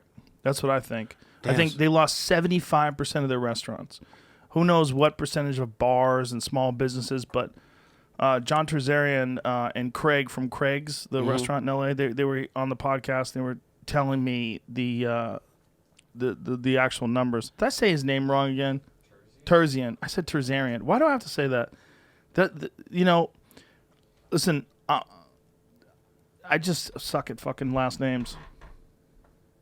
Man, that's Armenians sad, have man. great last names, though. It's always an Ian. Terzian, Parisian, Kardashian. It's always an E. I mean, it's really interesting. Man, that makes me sad, man. That means I'm going to have to move out here. Well, you're going to have to move out here tomorrow anyway. All right. This is going to be the spot. Fine. We're going to put this together. What I want to do is I want to have a spot run by a comic, Yeah. which we'd never had before. Yeah, Everyone's run by business people. You know, and the Comedy Store's been the closest place to that. It was run by a crazy lady. Yeah. And then when the crazy lady died, the comedians had already made it so profitable. And it was a real fortunate turn of events that, like, I came back in 2014 and Mitzi died shortly thereafter. And it was like the way everything rolled out, it was the show, the place had become so profitable they didn't want to fuck anything up. So it's not like they could have brought a business person in there and started doing it in a way that they would do like a road club where you had a headliner and a middle and an opening act. And, you know, they could have done it that way. And if they figured out, if they needed a way to make a lot of money, that would have been the way to do it. But we made them a lot of money at the store, and they made all the money. It was an interesting situation. It's like they realized like, well, we got a real good spot here, because any other club where you would have sold out shows Monday through Sunday, the comics would be making most of the money. That's how it is if you go to Nashville. That's how it is if you go to Dallas.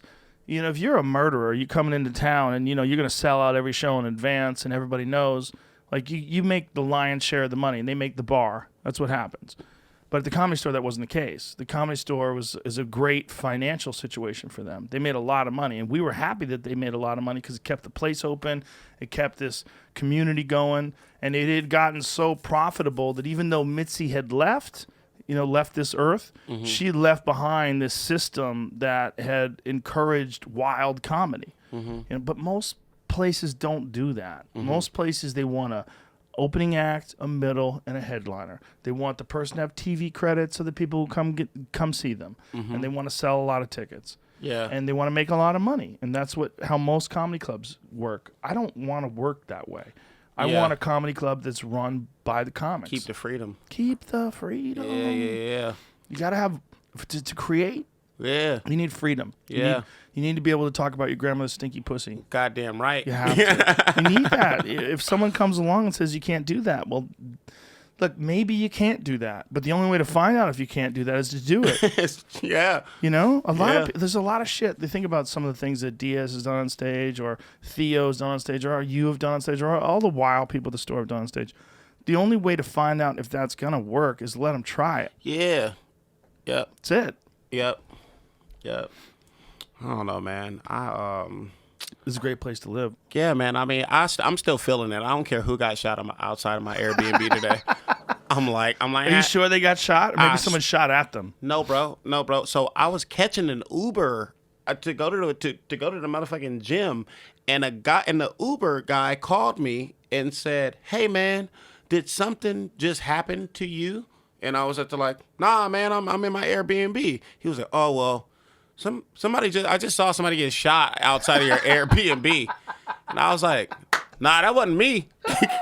And then he was like, "Well, if you still want to catch this Uber, I'll be up the street at the Jack in the Box." And I said, "Nigga, I'm not about to walk down the street. Nigga, leave." Like, and then he was like, "All right." And I was like, "Fuck," and I just stayed in the house. The Uber situation is so interesting because no one ever saw that coming. Here's the thing: like, cabs have been around since the beginning of time. Just to come up with an Uber. Yeah. Cabs have been around from forever, from the beginning of time. Yeah. There's been cabs. You know, you call a cab, you hail a cab in New York City. Somebody figured out, like, wouldn't it be cool if you could just use your car and make money, just driving people around? And it seems so simple. So that simple. You're like, well, how come I didn't think? Yeah. Because we get people rides anyway everywhere. But California had to step in and fuck it up. They're like, these people need health insurance and they need dental. And They just did that. No, it's a gig. Yeah. It's an easy way to make money on the side. Yeah. And you could do it as long as you want and make as much money as you want. Like, just stop fucking it up with insurance. Yeah. Stop fucking it up. This is not a career. This is not. Fuck. You're not talking about a dental surgeon. You're talking about a guy who drives you places. Just don't be a criminal. Because a lot of the times those Uber drivers do other shit. Yes, most of the time. Most of the time. Yeah. Like, I really work at Walmart. Yeah. But, I mean, maybe they should be making more money. Maybe there's an argument there. Maybe they should be making more of a percentage. You don't think it should be commission? I mean, like what? Like, you don't think it should be commission? Like, where you driving to? Like, Yeah.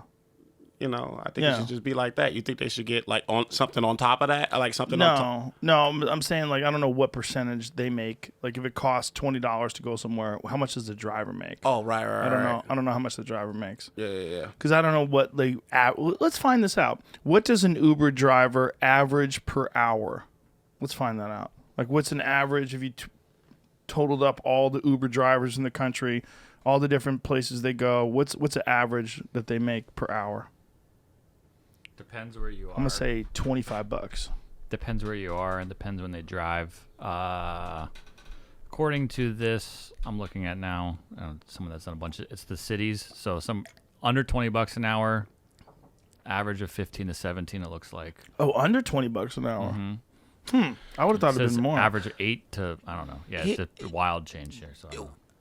For Uber, I'm surprised. I don't want to throw that. I don't want to, give anybody any ideas. But I'm like, has there ever been a thing like where something bad has gone like happened in the Uber? Like you get in there with a crazy motherfucker. Girls. And then If I was a girl, I would be very scared to be in an Uber. that's the I trip wouldn't part be about scared.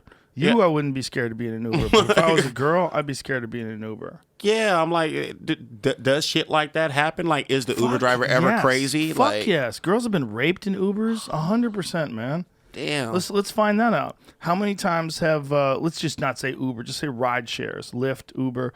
How many times have women been sexually assaulted by their ride share drivers? Or even the guy who's in lot. the Uber pool next to you, like, damn. I read a story about this woman. She got an Uber, and the Uber driver was taking her in a weird path and then parked under a bridge. And she was like, what in the fuck is happening? She called 911, jumped out of the car, but this dude took off. But he parked under a fucking bridge.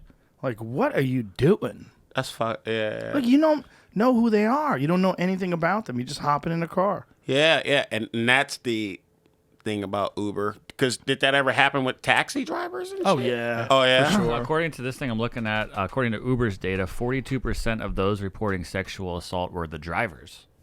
Oh, yeah. Well, A lot of chicks want some dick. Is that what's up? Or is it girl drivers? It could be that too. I've had friends who drove Uber who be like, yo, man, nigga, you know what I'm saying? This chick, let me come in the house. I was like, oh, nigga, I need to drive Uber. Fuck comedy. Well, if girls are drunk and it's closing time, Yeah. and they're getting a ride home and they start vibing with the driver, Uh-huh. the next thing you know, I got friends who Yeah. got stories. I'm Like, sure. But that's okay. That's just two people having fun. Yeah. Well, I'm worried about what happens to the passengers. So what is the statistics? The article I'm looking at came out in December of 2019, so it doesn't have the 2020 data because it's probably different.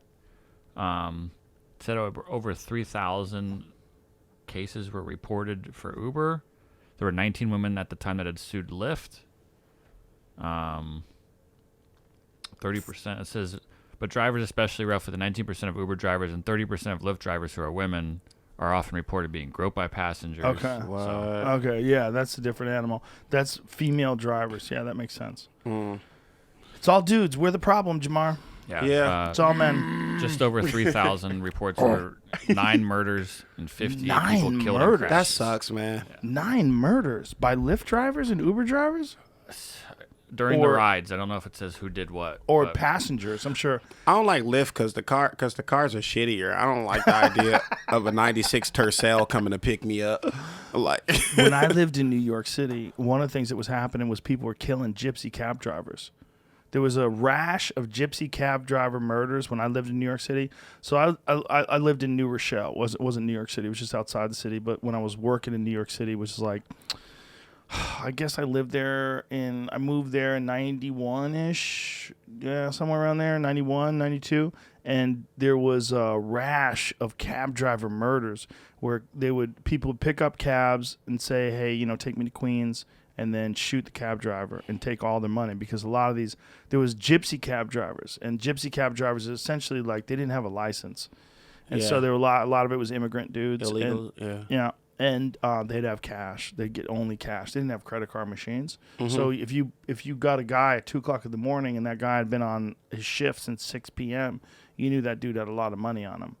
And so they were murdering gypsy cab drivers at a crazy rate. Like, Google I that. did. That sucks. You already did that? Oh, okay. One of the most dangerous jobs in New York, gypsy cab driver. What year is this from? I couldn't find that, but it says since 1990, 180 drivers. It's 2 a month. I was trying to do the math on that. 2 real a quick. month. Yeah. I remember 1 year. I want to say 1 year. There was it was a high year. It was like 48 dudes had been killed. It was crazy. Probably an damn. older article though. Yeah, it's horrible, man. But I remember cabs were really scared to pick people up. They'd look at you up and down. Like, Is that 'cause- why When was this? Like in the 90s? This must have been in the 90s, yeah. For like Yeah. 602 a month, that's 90 months. Yeah, well, when I was living there, it was the 90s, so that's when I remember. 8 years or so. Is that why they really don't like pick up like certain people, like like black man can't get a cab, like type? I think it's probably more racism than that. Uh, But it's also like if you are around friends that have been robbed and you're scared and you hear about these people being murdered, like when you think about a cab driver, like you never know. You're opening your door and they're behind you. You have no idea who they are, there's no metal detector. They could have a gun, they could have a knife. or it can be Ben Bailey. Yeah. Like, you can win $1,000. Yeah. Or it could be Patrick Bateman. Yeah. Someone could fucking kill you for no reason, just for a fun, Yeah. for a fun time. Yeah. Dude. It's a hard job, man, because you're just taking a chance. I used to drive limos. And when I drove limos, it was like sometimes you would drive people and they'd be really cool. And sometimes you drive people and you get really creeped out, man. Like just really creeped out. Some creepy shit happened to you? No, nothing happened to me, but people would yell at you and you're like, Jesus, man, I'm a human being. You don't even know me. Yeah. And you're yelling at me. Yeah. I remember one time some old dude yelled at me and I yelled back at him. And it was him and some young dude in the car and they panicked. I'm like, listen, man, I'll quit this fucking job. Yo. Like, shut the fuck up. Don't yell at me. Isn't there a thing where maybe I heard it in a rap song, but like people are putting like drugs in like the backseat of like an Uber and taking it to like a location and like sending it to a certain Oh, for location. sure. Yeah, for sure. Yeah. Oh. Yeah, That's definitely. creative. Yeah, that's definitely happened. 100%. Yeah, especially if you tell the Uber driver, hey, here's an extra whatever for you. Yeah. Just drive this, man. It's real easy. You don't have to do shit.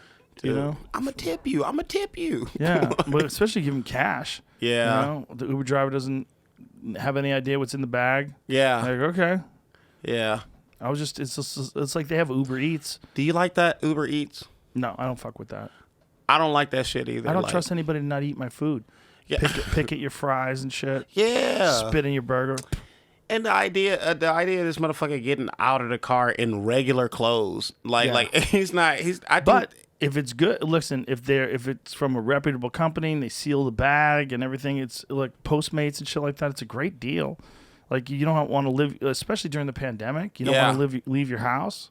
But I just know people that have, I know people that have gotten food that someone's eaten. Yeah. Yeah.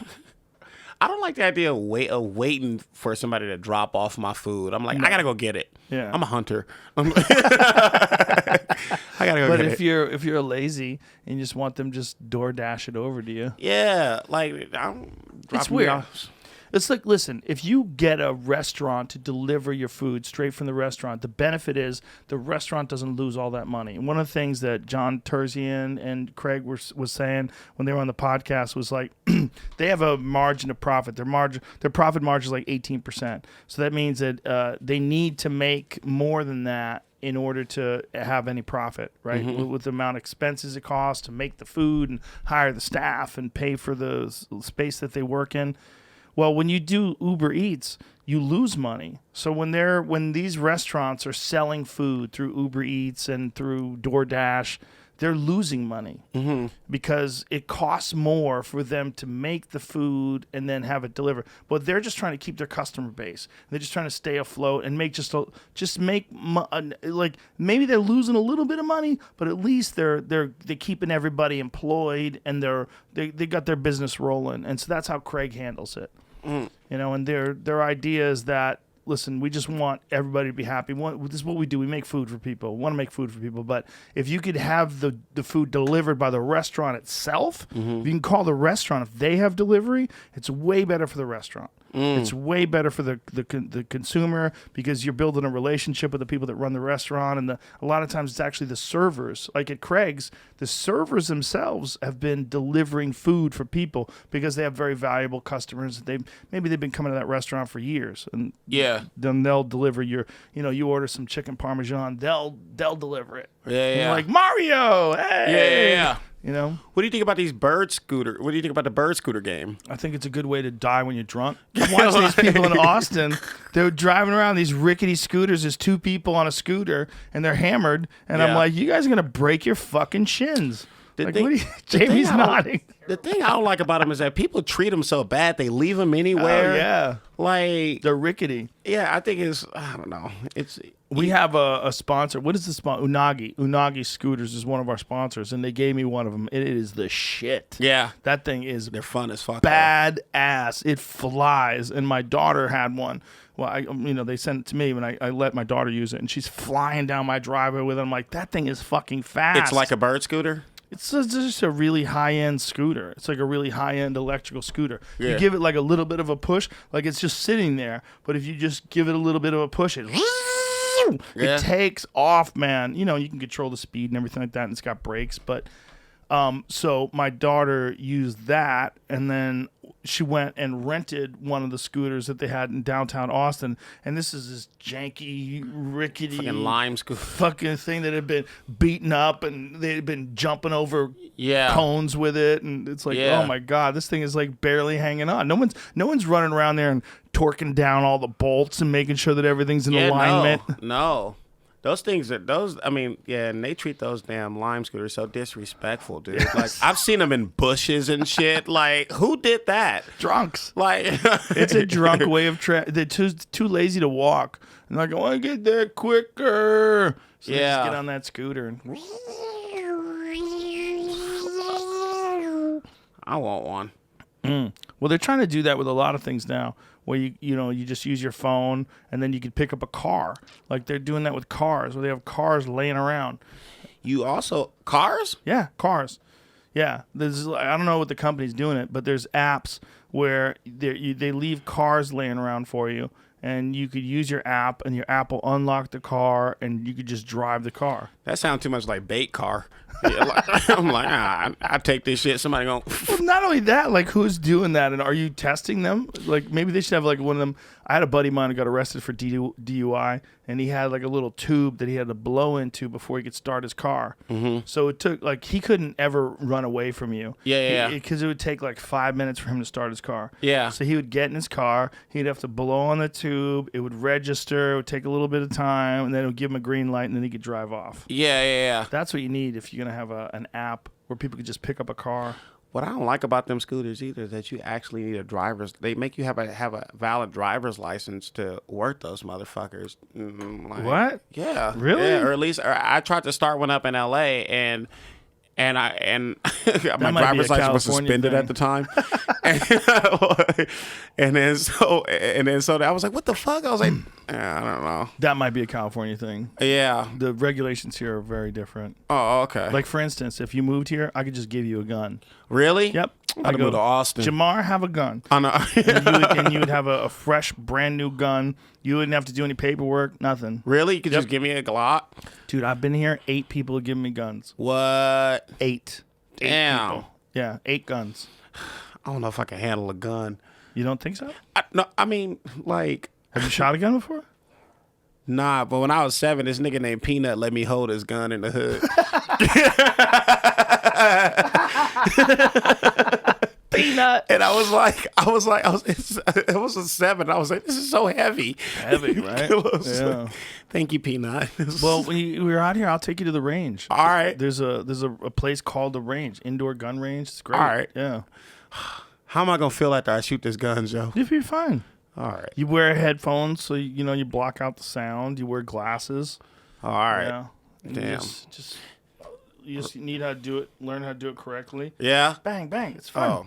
I It's want to fun. hold it like this. No, don't do that.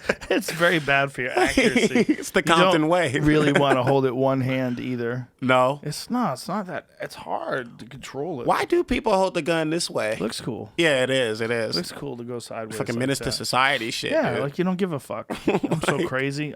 How come no one's doing it upside down? Oh, right. Anybody doing it next level shit? Or anybody doing it that way? Yeah, That's when yeah. you really don't give a fuck about a bunny. You don't care about somebody. You go Dude. handle up. Isn't there a thing about somebody like shooting a gun like this, like kind of sort of like like kind of like trying to like curb the bullet or some shit like that. Oh well, or, that like, doesn't work. Like a tennis ball. Angelina Jolie movie. Yeah, oh, that's what I saw it in. That's what I saw it in Wanted. I saw it in Wanted. I was like, does that really work? Is that her and Brad Pitt? Yeah. Is that when they met? It's Was just that- him. It's just just her. I'm Just sorry. her? Yeah. What was the movie, Mr. and Mrs. Jones or something like Mr. that? and When Mrs. they Smith? met? Mrs. the Smith? one they Yeah, met, that's sad. Yeah. That makes me sad.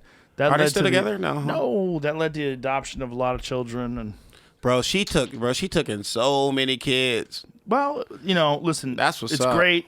It's great that she does that. Yeah, I respect That's that. not what's sad. What's sad is that her and Brad didn't make it. How long was they together? Long time, like 10 years. Can I ask you this? Like, do they? Okay, since those kids are adopted, does she keep them kids? Does he still go see them kids? Like, bitch, do you not brought know. them kids over here. I do not know. Oh. I don't know the specifics, but I do know there's a rule. There's like rules of like physics. There's rules of science. There's a rule. Crazy pussy is the best pussy. It is. It's the best pussy. It is. She's clearly crazy. It is. It's got to be off the charts. She's so pretty. Yeah, I mean, She's so talented. she got fat lips. Mm. She's like spit on me, cute. They're ridiculous lips. Yeah. Like all those crazy girls that stuff shit into their lips. They Yeah. could only wish they had lips like her. Let me see those lips, Jamie. Pull up them lips. Angelina, pull up them lips. Pull up them Angelina Jolie lips.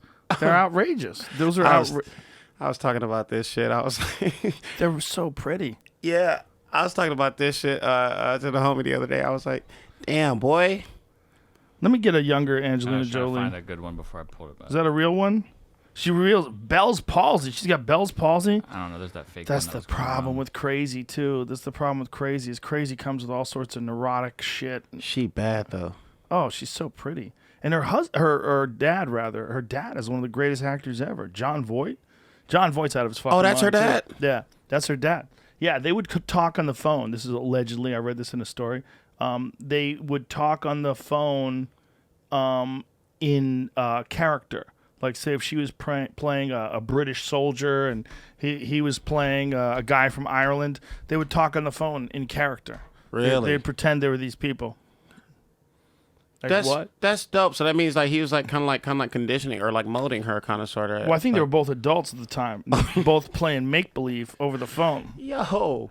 It's very strange. But Did she used to like make out with her brother and shit on the red carpet or some shit like that? she kissed her brother on the lips on the red carpet. Damn, she nasty. Yeah. I mean, if it's like a little peck that you give your mom, like I kiss my mom on the lips. I never kissed my sister on the lips. I mean, fuck. And I love my sister. I love my sister too. I don't believe I kiss her on the lips either. Fuck that. I mean, I have for sure. Tell her I love her. But I think that was a little different. I think the Angelina Jolie one, they held it a little long. Yeah, I think it was one of those. It was just long enough to be sexy. It's long enough for everybody got super uncomfortable. Like, Yeah. Hey. Yep. But her dad, John Voight, is like a full-on Trump supporter. Really? Oh yeah, he's one of the weirdest Republican Hollywood types. Like when you hear him talk about like conservative values and like you're like, oh, this is something else going on here. This is not as simple as this guy is a conservative. Like this, like there's some crazy that's coming out through this this ideology that he's got. Yeah. Have you ever heard him talk, John No. Voight? Have you ever seen Midnight Cowboy? There he is. Let me hear some of this. This is her Let me hear dad? some of this. Let me hear some of this. We all sit with hope. We sit with a prayer. My fellow patriots of the USA, how can I begin? We've spoken about many times deceit, lies, corruption, and karmic law. You all may well ask, why hasn't God done what was asked of him? And I'll tell you why. He has a plan greater than anyone who asks. My fellow Americans, this is the beginning of many disappointments that this administration will bring to this nation. Yes, we all know. But now what? That's what we all ask. Now what? We see the lie already. Our soldiers being mistreated, these men sacrificing with blood, sweat, and tears to protect. And what do they get? No need to say, we all know. We know. I will not sit here and talk about the left because I have. And we know very well that the left are against the greatness that was and that has left. We all know Trump's love for our country and its people.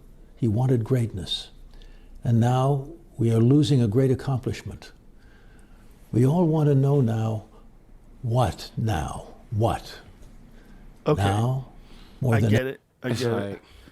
He's gone, right? There's something going on there. Like this, even the way he's talking, it's like I gotta pee. Go ahead. I didn't know. I was like, I gotta pee. Perfect timing. See you in a minute.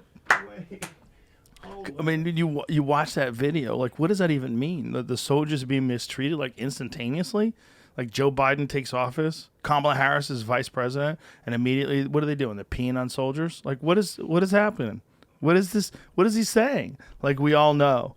Like, it's just, I wonder what happens when you get that old. I really do. Because I know I'm definitely dumber than I was like 20 years ago. I think. Sometimes I'm not. Like, I have 2 alpha brains in a bottle of water, and I feel like I got it back again. But for sure, my memory is like at least a small percentage has deteriorated.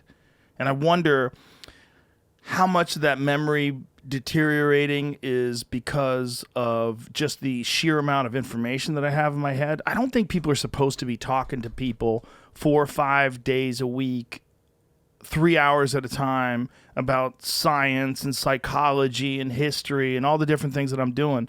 I feel like my brain is overwhelmed. I don't know if my brain is capable of all that. So I wonder. I was just talking about like what happens. Jamar's back. Pee quick. You pee quick, bro. Had to. Force it out. I wonder, like I was saying, like I wonder what happens to old dudes that they get that old, and then my memory is like definitely like slightly less good than it was, unless I take like a couple of alpha brains. That shit really work? Oh yeah, for sure. Yeah, I keep them right here, man. This is this is empty, but I take 2 of them in a bottle of water before. Anytime I talk to a scientist or any kind of intellectual, I'll take 2 of those. These are the alpha brain instants. What flavor is this? What is it doing exactly? Well, what it does, what it's been clinically shown, this is blackberry lemonade. What it's been shown to do, they had 2 double-blind, placebo-controlled studies from the Boston Center for Memory, and it showed that it increased your verbal memory, meaning your ability to pull up words, your ability to form sentences increased. It increased your I think it was your reaction time, and then the other one was alpha flow state. You could, if you go to onit.com, you can read all that shit. But what it does for me is, for sure, it feels like it makes my brain fire smoother, and I don't struggle as much to form sentences. I don't struggle as much to pull up words. How long does it last? A few hours. Oh shit! Yeah, I'm gonna leave with some it's of that. just, I got some for you. the machine, that vending machine, that's all free. Just press buttons and you get whatever you want. Get your alpha brain. There's those warrior bars. It's all I saw you was shit. also you were also on the you posted about the lion's mane. Yes. So yes. I saw you post about that, and I was like, man, let me go get that shit. And then and then I got it, and I was like, all right, Joe. I even tagged you. I was like, all right, Joe. I said we're gonna see what the fuck you talking about. And I've taken it. I don't know if it works, but I'm like, if y'all say it's healthy, you know what I'm saying? Like, I take pills and shit like that, like do my vitamins. So if y'all say it's healthy, I'm out here. It's one of those things where some people say, like, oh, vitamins don't do anything for you. But those people are never athletes. Mm-hmm. The people that are athletes, they all take vitamins because you really do feel it over a long period of time. You need something. And I take something called Athletic Greens, which is a real, it's a simple powder, a super greens powder that I mix in a bottle of water, and it's filled with vitamins and nutrients. And I also take quercetin and vitamin C and vitamin D. What is that? What is Shilajit? I read about it online. I think like Bruce Lee used to take it or something like that, and it, I don't know, but I read that Bruce Lee used to take it, and it like it basically does this. How do you spell it? Oh, Shilajit, SHILIGJIT or something like that. Really? Right? Shilajit. That shit is I mean, it's great. It's I never ever know what these pills are doing, but I do feel sharper when I take them. Really? I'd rather take pills. I'd rather take like healthy healthy pills and shit like that. Not know like the effects, but just know that it's You get what I'm trying to say? I know what you're saying. Yeah. It's not instantaneous results with vitamins, but if you are consistent and you take them over long periods of time, you will have better health. It's just how it is. Yeah. So that's why I take them. You know, like it's not drugs. You know, it's not like. Yeah. No, listen, vitamins are your body has a whole system, right? Your biological system requires a bunch of different nutrients for it to function at its optimal level. And most people are not getting all of those nutrients from food. Not. It'd be so hard to get it from food.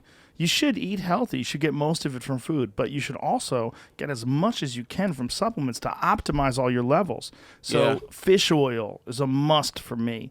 Vitamin D, D3 is a must for me. Zinc, magnesium, all these different minerals and nutrients. And here's what I'm still trying to figure out about vitamins. It's like, okay, like I got a medicine cabinet full of of good shit or whatever. But how do I take like 2 at a time, or do I take them all together? We definitely have to take them with food. Almost everything vitamin-wise needs to be absorbed with fat. So most vitamins, most of them. Do you take all your vitamins together, or do you do them like 2 at a time? I take vitamins twice a day, and I take them with my meals. And I usually only eat twice a day. Okay. So I eat after. I usually have a morning workout, and then I eat like around 11 o'clock, and then around then is when I have my vitamins with my food, and then I have it at night again. Oh, okay. I'll have a different pack of vitamins that I take at night. How long do you work out? How long are your sessions? Depends on what I'm doing. If I'm doing hard cardio, it's never more than an hour. But if I'm doing like weightlifting, I like to do it long, and I like to give myself a lot of time in between sets. There's do you know who Pavel Tatsulin is?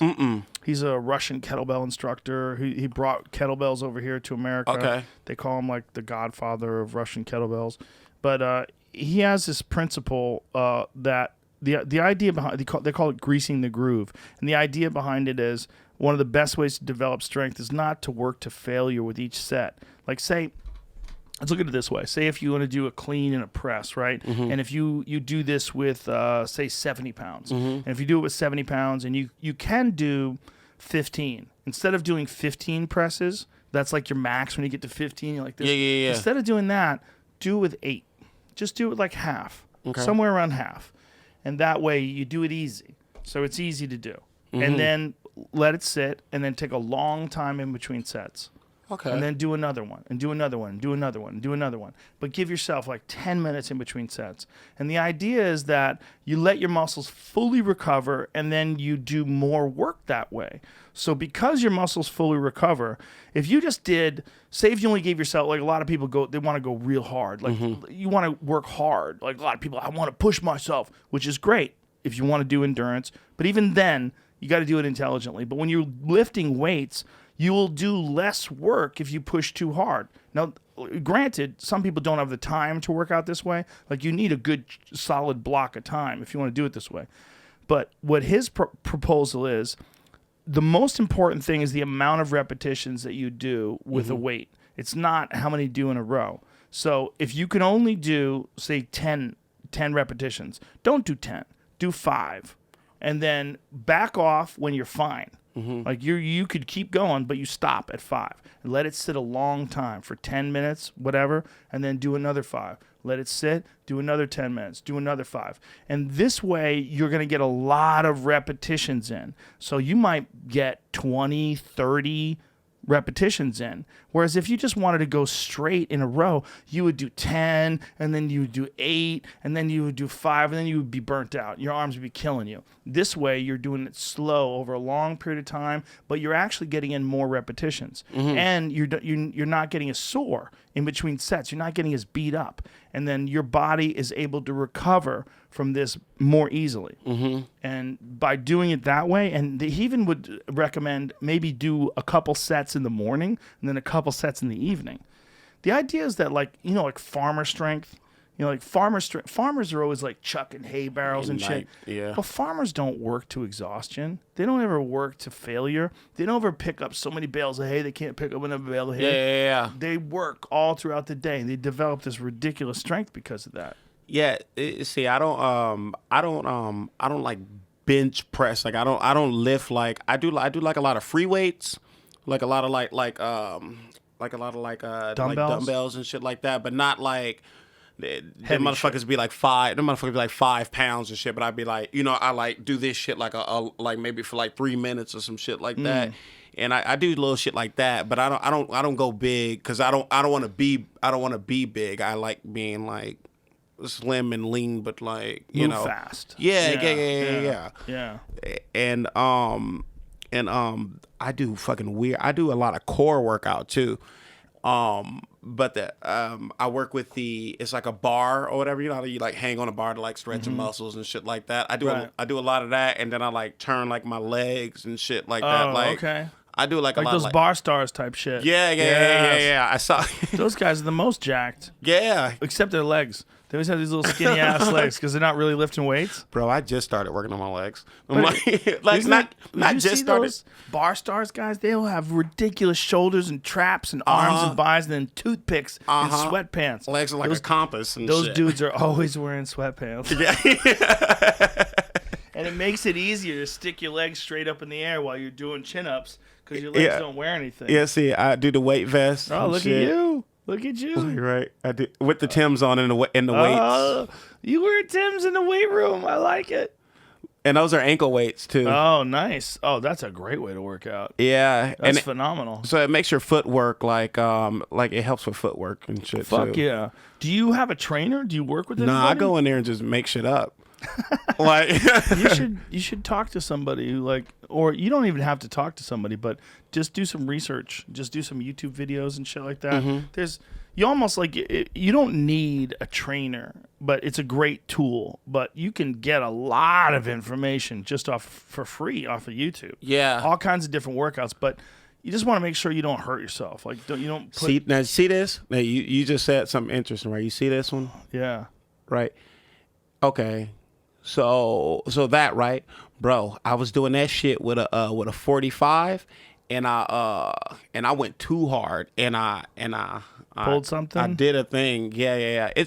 I'm 100% again, but like I pulled some shit. I went to I was like, what is it? Is the meat out? I was like, is it Is the meat out? Tell me something, doc. And they were like, oh no, you just pulled up. Well, if you work out hard, you could hurt yourself no matter what. Yeah, but you know what? I needed that because then I had to take time off the gym. It's like, yeah, bro, get out of the gym. Yeah. But I see what you're doing there, and that works. That's like the same thing people do with kettlebells, or with not kettlebells, rather medicine balls, where they're like slamming them against the wall and slamming them this way against the wall. Yeah. Or you ever seen that one with the rope that has the ball at the end of it, and they stand by a wall and they do this, boom, boom. Oh yeah. Yeah. Bro, you know which one looks crazy, and I'm still afraid of it. Is the ropes like this? Oh yeah, those are easy. Is it? Yeah, they're good. They're good. Can't be afraid of those. What the fuck are you doing in Battle this ropes? What are you doing? Oh, here? I'm working on my footwork. I'm working on my footwork because those are ankle weights. What are you doing, Jamar? Hey, look. Hey. Oh my God, you're gonna hurt yourself with ankle weights on doing backflips. I got to be able to do this shit on stage. I got to be able to move on stage. How did you learn how to do backflips like that? I was a ghetto ass kid from Compton. So no one taught you how to do it? You just figured it out yourself? Yeah, I used to watch my big cousin Sean do them, and then I used to try to be like him, and he kind of taught me how to do it. The thing about backflips is if you fucking miss. No, what I'm afraid to do still is the fucking is a front flip. Oh, that's like I've never been like I did crazy shit. And people Look at you running around. Look at you. And Joe, people think that I'm like I'm just playing, but I am drop dead serious. Well, it is great for your footwork though. If you have those ankle weights on, your body gets used to that. And that's all I'm fucking working on too. It's Look like at you. I'm an Aquarius, so it may be a little unorthodox. Oh, I'm an Aquarius. That's hilarious. But yeah, man, I'd be like drop dead serious. I don't fucking know, Joe. I just trying to stay in shape. I get it. Listen, you have the motivation. And that's it. I be trying to have fun at the same time though too.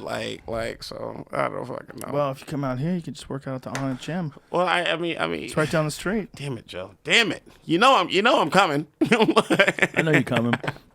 We got to get everybody out here. Yeah, man. Listen, one of the things that I thought of when I moved here, I was like, I need to make a place where everybody's going to want to come out here, because I don't think we need to be in LA. We're in LA because we all thought we had to be in LA. Well, I'm from LA, born and raised. So my family and shit's out there, so I'm like, I've never had to leave my family. And that's so different. That's different. There's a crazy ass thing there, but I can leave. My folks just moved here. Really? Yeah, they just moved here. Fuck, man. Like, that's crazy. Did they move here because of you? Yeah. Oh. Well, they didn't move here by accident. Like, I'm trying to make everybody move here, man.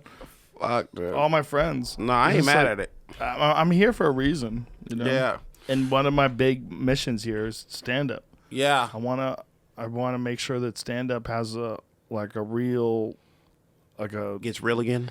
Well, it just has a real a place where it's safe. Yeah. You know, like stand up is protected. Yeah. You know, we need to be protected. Like, one of the things you realize with COVID, when all these comedy clubs started going under and all this shit started happening, no one could perform anywhere. Like, man, a lot of comics that have potential, especially young people that are just starting out, Yeah. they're going to drop off the map and they might not ever do it. I mean, I think about, like, what would happen to me if I was, like, 6 months into comedy and then COVID hit. And then there was a whole year where I couldn't do stand-up. Yeah. I might have fallen off. Yeah. I might have gotten a job. I might have gotten a girl pregnant and had a baby and then couldn't do the road. And, you know, I was 21 and stupid. Who knows what I would have done? I maybe joined the fucking Marines. Who Dude, knows? Those fucking thoughts ran through my head when COVID hit, dude. And I'm like, in this bitch. Well, So, in the beginning days, right, I think we can all agree to this. You don't know if you're ever going to make it.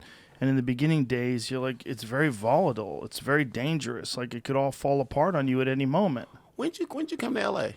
1994. Oh, how long were you doing comedy? 6 years. Oh, okay. Yeah. I was already on a sitcom. I got so lucky. Oh, okay. I was the luckiest bitch that's ever lived. I've always been so lucky. Really? Yeah, but I'm so fucking lucky. That's fucking dope, man. Yeah, I feel like I must have done some shit in another life. Yeah. I must have been a good boy. It's so funny because it's like when we talk about like I don't know if I was gonna make it and shit. It's like I forgot. At a point in time I forgot about making it.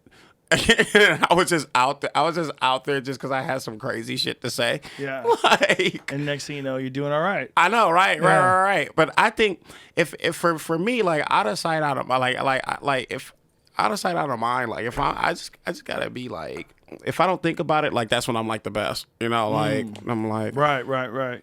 yeah, Don't like overthink it. it'll stress me the fuck out. Yeah, like it'll stress me the fuck out if I'm over here like, fuck, man, when am I gonna, you know, like back in the days, like at the like then you'll get a set like me at the Improv, I'm like trying to get fucking shows. Well, that's the thing is like if you think about it too much, then it gets in the way of your flow. Yeah. Like yeah. I was I was like a chronic like overthinker, and I think that's one of the reasons why like earlier in the years like I would like you know like kind of like struggle kind of sort of not like comedically. I was just like overthinker and shit like that. But after a while, I was like, man, fuck this shit. I was like, I can't function like this. Listen, I'm just gonna have to do this. Yeah. You know. Give me that mohawk. Well, that's one of the good things about things like imagine if you got like a clean sitcom 2 years into your comedy. Imagine. What's that like? Imagine like CBS came along and said, Jamar, you are the perfect look to be the neighbor in this new sitcom with these two gals, and you're gonna be their friend, you know, but you gotta be clean. Yeah. So like they told Tim Allen to stop doing stand up. Really? When he was doing Home Improvement. Really? They told him to stop. I need to ask him if that's true. I'm just here spreading propaganda. I'm pretty sure it's true. Yeah. Because he stopped doing stand up for a long fucking time, and I believe I read in an article that he was told to stop doing stand up because his stand up was too controversial, which is hilarious. Right. Tim Allen. You see what Bob Saget does? Yes. Yeah, Yes. I'm like, that shit is gnarly. Yes. Yeah. Another case, right? He's on that show. Stuff like that used to scare me too, because I'm not the cleanest dude. So I'm like, I was like, damn, man. I was Well, like, listen, that grandmother's smelly pussy joke could be cleaned up. You can figure out a way to do that the right way. just say vagina. Imagine if the CBS executive, Jamar, we need to talk to you about this grandmother smelly pussy grades bit you're doing. Is there a way we can clean that up? So I used to always think about that shit. So like when people like would give me opportunity and stuff, I was like, you sure? Like have you seen this shit I do and stuff like that? Like that shit don't matter. Like they want you, they just want you or whatever, but they don't want you to do that joke. You know, like or yeah. So I had to get past that. Like, well, you know what it is in the beginning, they can say that. See, once you get to a point where, you know, if you're Dave Chappelle or something like that, he could do whatever the fuck he wants. Yeah. But if he wasn't Dave Chappelle, like if Dave Chappelle wasn't famous and he tried to do most of the jokes that he's doing right now, there would be some people that would tell him, hey, you know, that joke, you got to get rid of that joke. Yeah. Or that joke you got to stop saying.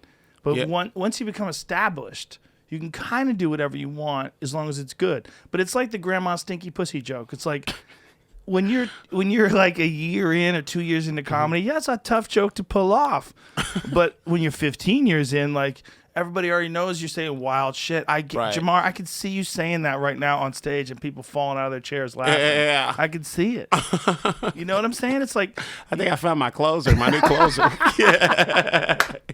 But it's one of those things. It's like you need to leave people alone. That's what I mean. You could come up to a comic and say, "Hey, man, that bit's not popping because people think it's too mean," or maybe figure out a way to restructure it, or you know, like we all give each other advice. You know, comics give each other pointers and tips, and I know that there's bits that I've done that just didn't work right. I'm like, God, why is that bit not working right? Because it needs to be restructured. Yeah, you know, and sometimes if people act like. And again, I was like, I'm not like all dirty and shit. And it's like, but people act like I would do that on the Tonight Show or some shit. I'm like, yo, if you give me free range, I'm gonna say anything I want to do. I mean, I'm gonna say anything I want to say. If you tell me to, you know. Well, if the Tonight Show was smart, they would allow that shit. Bro. And then people would start paying attention. Thank you. Yo, you said it. Like those ratings on those shows are atrocious. It's so sad because they're so hampered by that system of like super clean. Here comes a guest I don't give a fuck about. Yeah. I'm going to ask them questions about their new sitcom or their new movie or their new album, and I don't really care. And then the band's going to play, and we'll be right back. Yeah. And we'll be right back. Look at this guy's got a trained parrot. This is crazy. Yeah. That is kind of interesting. And then they have commercials, and as long as they don't offend anybody and they keep eyeballs on them, they keep going. Yeah. But really what they're doing is they're dancing enough for you to pay attention to the commercials. That's most of what that show is. Yeah. Yeah. And they interrupt it all the time. Yeah. Like when you're doing a sitcom, you know, you have these breaks where you got to prepare for commercials. Like the things that they're set up for commercials. These shows, like whether it's the Tonight Show or the Late Night with Colbert, they're set up for commercials. Yeah. You can't swear. You can't talk crazy. You can't do anything wild. You got a bunch of executives or mortgages are riding on your show. Jamar, slow down. Yeah. Hey, Jamar, I just bought a new home. Yeah. In Hancock Park. And I can't have you on here talking crazy. Yeah. Jamar, my grandmother pussy joke cost me my home.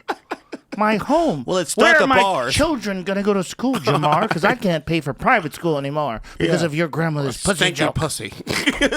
That's really what happens.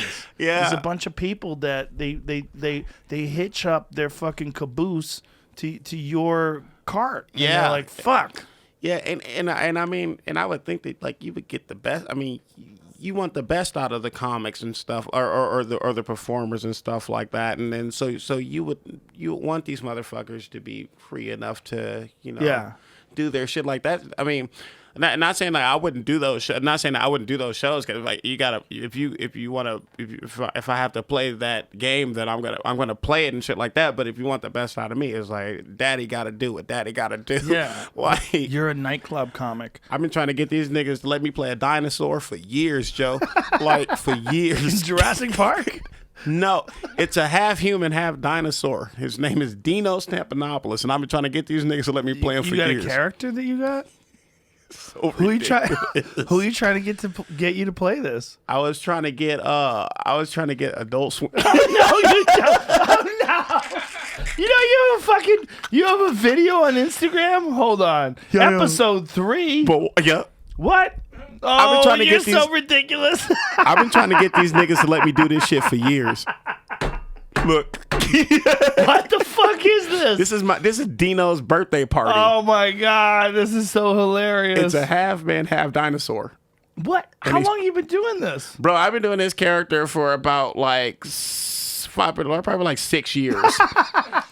And so it's his birthday. So the homie bring him a cake. Oh my god, this is hilarious. That's the homie Nate. Oh my god. And who are the girls? That's not even real. No, right? that's a GIF. it's a GIF, so it's a green screen. Oh my god, that's hilarious. Because I'm looking at these girls dancing, I'm like, this is so odd. So he gotta blow out the candles. It's stupid. Is it dinosaurs to blow out the candles with fire? Oh, that's so hilarious. What made you come up with this? Were you high? No, bro. I took a clown class, and then Wait.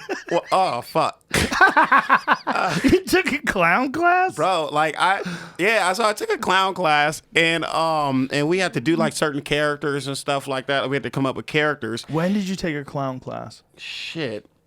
You gonna check your This phone? is 2000. What, the other day I hadn't taken one. Oh, that's my Joker. Oh, you have a Joker character? My black Joker. I was like, they need a black Joker. But I took a clown class probably about maybe like 3 years ago. And so we had to come up with a character and stuff like that. So I had came up with a version. Well, I had already been doing this dinosaur character, but then I started adding wings and little shit to it and You stuff. had already been doing the dinosaur character. Yeah. They're like earlier versions of that thing Give where me he the was wearing birth. green. What's the birth of the dinosaur character? So me and my friend Jeffrey, we were like we always like improv together. And then so one day we were writing something, and then I was like, "Fuck this shit, man!" I said, "Man, let's go downstairs and just shoot some sketches, right?" And then so he was like, "All right," and I was like, "Yo," I said, "I'm gonna grab these green tights right here, and I'm gonna grab this tail. Don't ask me why I had this shit already in my apartment, but and I'm gonna play a dinosaur, and then you gonna play a dude who's stopping and frisking this black ass dinosaur, right?" and then so we was just like it just came through like play. You know, and How much of that do you do?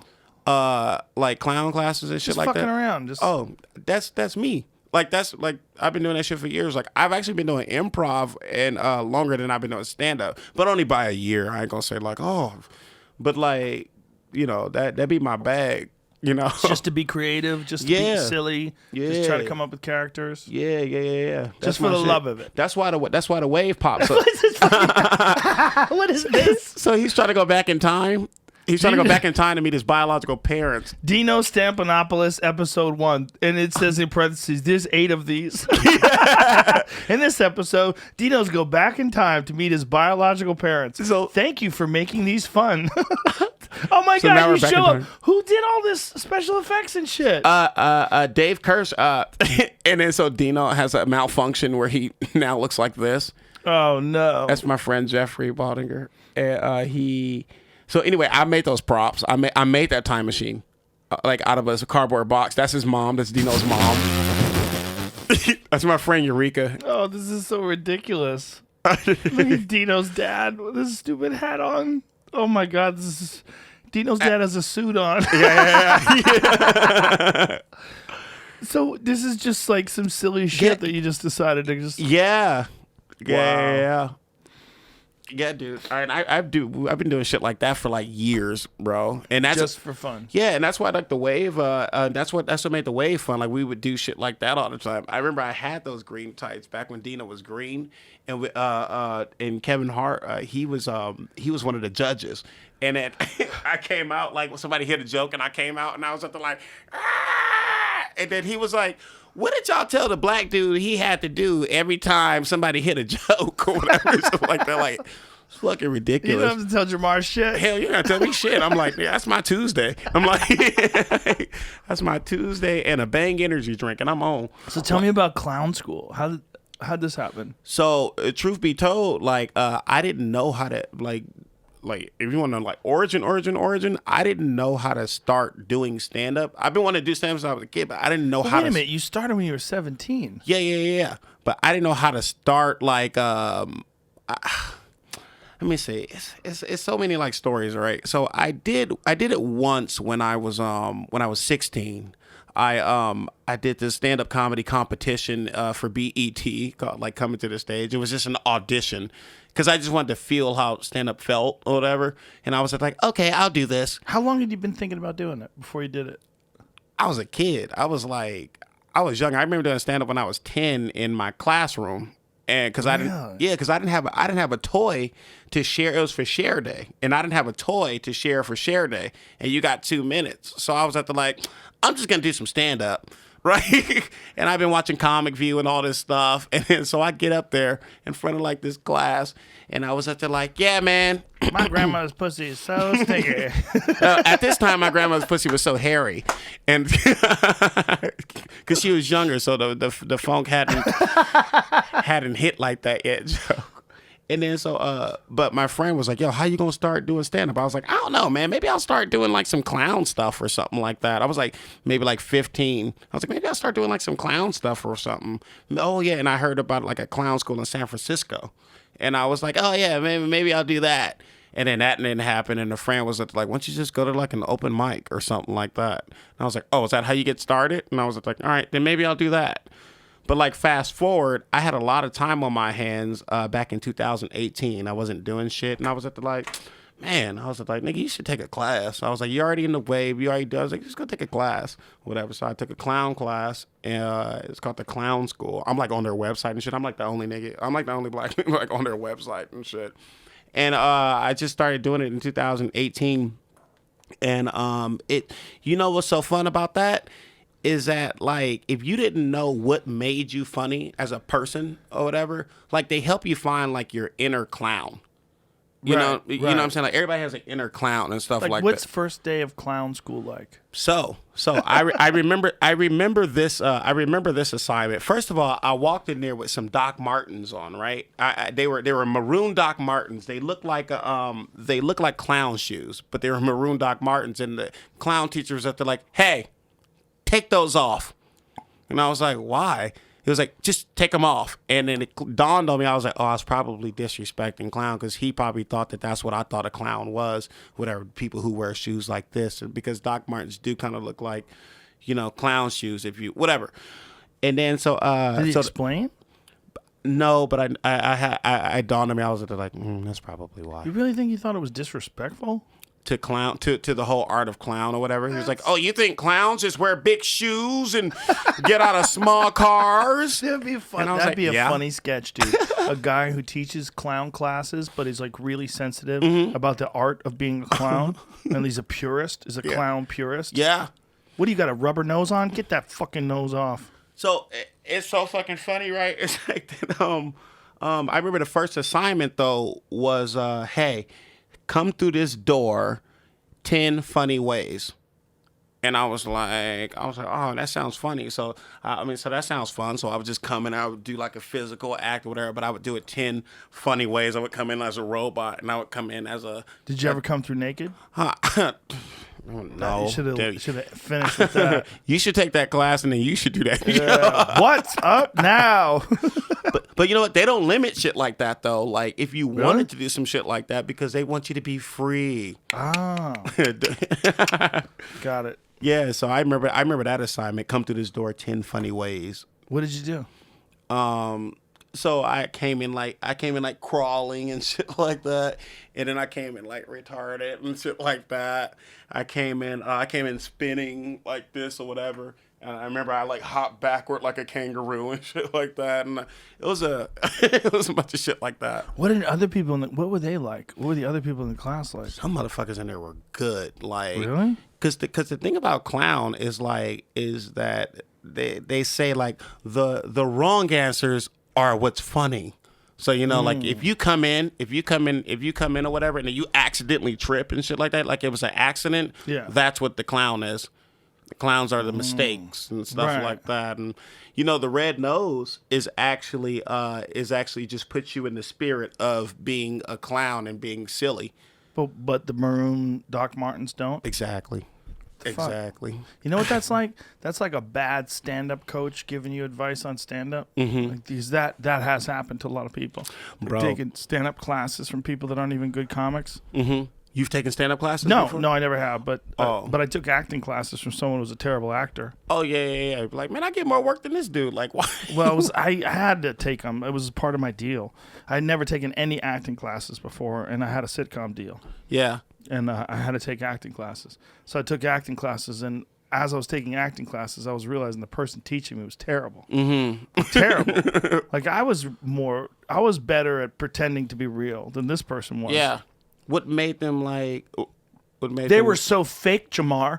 There was nothing about them that made sense. The way they talked just didn't seem real. You know, That shit? Yeah.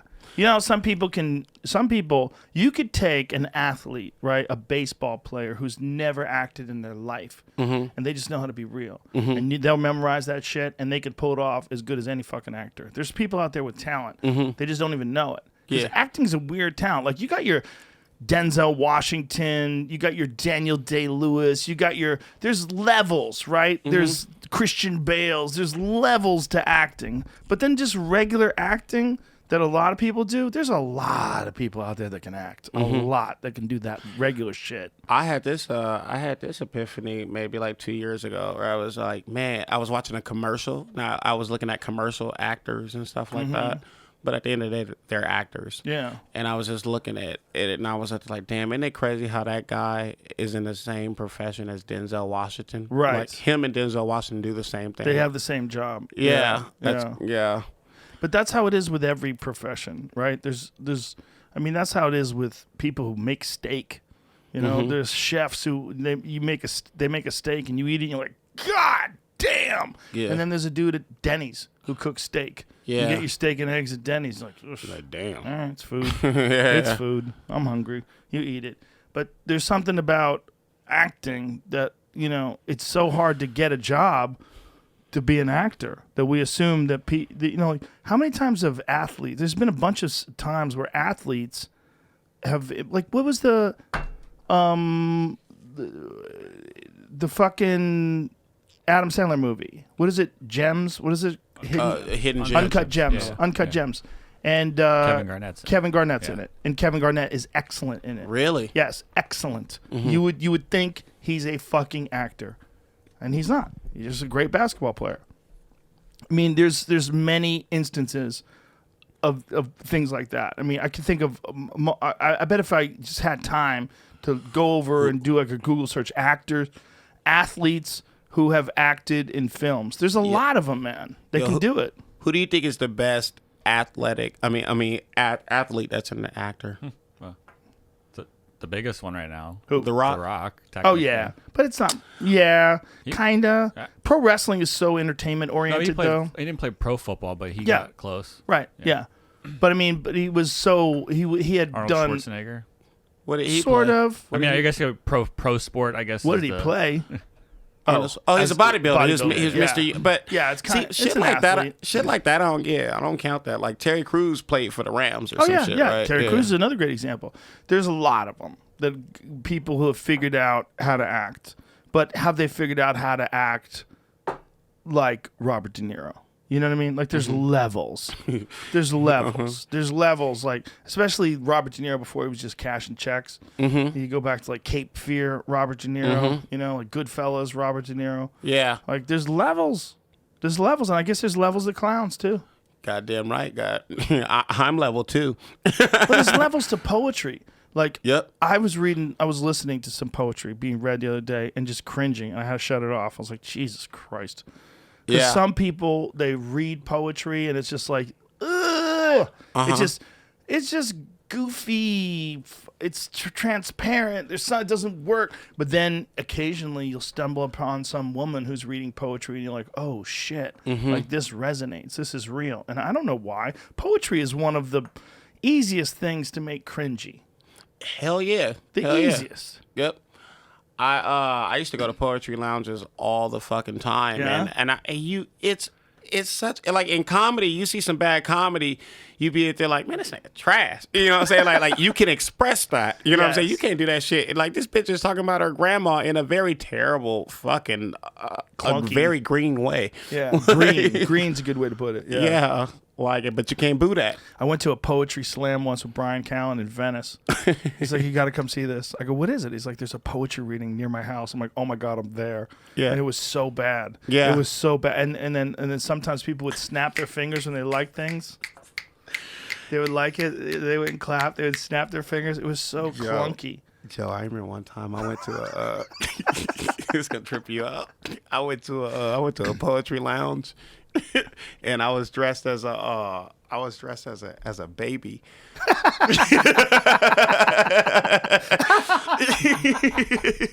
What were you wearing? A diaper? Bro, I was wearing it's a blue bonnet. It's or like those baby caps or whatever. I had on a bib, I had on a diaper, and it was called the character was called Crack Baby from Compton. Swear to God. And I went up there and I was like, and I had a wagon. And the wagon had toys, and I got the picture up on my motherfucking page. Find it. Wait a minute. Hold on. Jamie's on it. How long ago was this? About 2018. And it's called Crack Baby from Compton. I'm holding like this. And anyway, so I went up there, but they thought that I was about to go be deep and talk about my mother and how and I was up there like I was telling jokes as the Crack Baby. Like that would be a great way to do it. Like talking about your mother. And guess what? And when I was doing that shit, since I was telling jokes and stuff instead of doing poetry, whatever. But I was at a poetry lounge. Somebody heckled me. Yeah, somebody heckled me because I had a joke. I was like knock. I was like I can't even do the voice right now, but I was like knock knock. And then somebody was up there like bye nigga. Like instead of who's there, they was up there bye nigga. And I was at there like nigga, your mama. Right. I like went back into my like. How you gonna heckle a nigga doing a Crack Baby from Compton? As a baby. How rude. Well, they're probably upset that you weren't taking it seriously. This is poetry. I thought it was poetic. I mean, who else would come up here like? Actually, I felt like I was more vulnerable than them. I was the one naked. Yes. Like, isn't it funny though that people? There's a thing that people do with comedy too, where they get upset about what happens before them. And that was one of the things you would get with prima donnas. They would get upset if someone was dirty before them. Mm-hmm. You know, like, I don't want that guy going on before me. He's too dirty. Like, he talks about this. There's you. That was basically the character, but is there other pictures? 2018 is probably in. Jamie's furiously It's scrolling. easier to find one on Twitter, but his Twitter account got suspended. You got suspended on Twitter? So.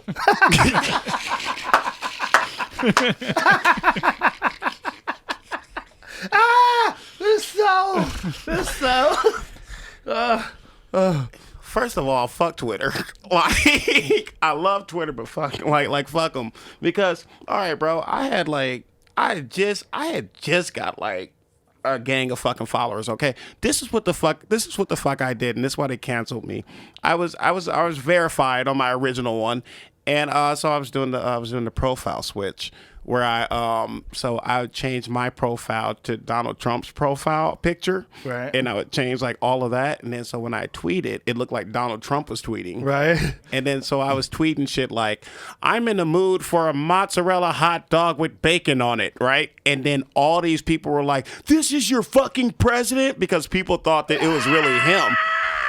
I would tweet shit like, and so this is so I tweeted That's this. It? No, I tweeted this during the election. It was during the election when, like, I could probably sway votes and shit. Like, you know, like, with this verified account. And I tweeted, if I lose this election, I'm going to go live in a train car in London, you know. And then... That's it? Mm-hmm. And then the next time I tried to tweet, my shit was suspended. That's it? Yeah, and they show porn on Twitter. They show anal porn. Yeah. They show girls taking it right in the ass. Yeah. They show ass to mouth. They show everything. But you can't act like the president. But that's ridiculous. If you look at the actual account, How stupid are people? It's like my name was right next to it says Jamar Yeah. Neighbors. Why do you Yeah. think that's really the president? And they The canceled the president- shit out of my That's shit. so crazy. That doesn't make any sense at all. They said I violated the rules. Oh, come on. You're a comedian. That's parody. That's Yeah. fun. Dude, we live in a weird time, man. Are you paying attention to all the stock market shit with GameStop? So I heard a little bit about it. We What's up with it? covered it a little bit yesterday. My friend Sagar and Jetty from the Rising the Hill, he covered it, and we played some of his shit. What basically is going on is these people who are speculators on Wall Street. You know, they short stocks, meaning they are gambling that a stock is going to lose value, and so then these Redditors. These smart dudes on Reddit are like, you know what? Fuck these people. Let's just buy a bunch of this stock and jack that price up. And so they all got together, thousands of them, and they bought a shitload of that stock, and the price went fucking flying, like went way up. Yeah. And so then all the hedge fund people that were gambling on it losing money, they lost billions of dollars, like instantly. And Wall Street started panicking. And so then they realized, these Redditors realized they can do this, so they started doing with other stocks, like movie theater stocks. And so then this app called Robinhood, which is an app, which is, Robinhood is supposed to be steal from the rich, give to the poor. That's the story of Robinhood. Instead, they are protecting all these hedge fund people by stopping people from doing this. So they're stopping all the sale of these stocks that these Redditors all get excited about. So these people, even if they buy the stock, now they can't sell it. Or now is that what it is? Or they can't buy it? They can't buy it. They can't buy it. They can't buy it anymore. They can sell it, but they can't buy it. So they've essentially tried to do what they can to stop this scam, and everyone is furious at them. So much so that I sent you an article that Google removed over 100,000 one-star reviews from their app store because they were saving this application from having 1 star in the Google app because everyone was so mad at them. But meanwhile, that's a legit criticism. Like, here it is. Google salvaged Robinhood's 1-star rating by deleting nearly 100,000 negative reviews. Unhappy users have been review bombing the app. So that's what's going on. What basically is happening, Jamar, is that all these people forever have been manipulating the stock market and making a shitload of money doing it. Hedge funds, all these billionaire Wall Street people. Now, regular folks on Reddit are starting to do the exact same thing, and they're making millions of dollars in the apps with stocks, and they're trying to figure out a way to stop these people from doing this because they don't want them to be able to do it. They want Wall Street to Normal be able to do it. people or Yeah. Normal people are being penalized for figuring out a new way to hack the system that Wall Street has been manipulating forever. I need to tell my Is that accurate? What I said, that's an accurate way of describing it? Basically, that's a very good, simple way to describe it. Yeah, there's more Yeah. levels to it. But yes. Sagar did a much better job of it. You can go to their YouTube page, Crystal Ball and Sagar and Jetty. It's called Rising the Hill. It's my favorite political talk show because there's a person, Sagar's on the right and Crystal's on the left, but they're both honest and objective, and they discuss how fucked up this is and how crazy it is. It's gone on. So after It's still going on today? Yeah. So after yesterday, it went on through the stock market. Because the shutdown happened, I think people's attention was like, well, if they're going to do that to us, let's take it over the crypto market.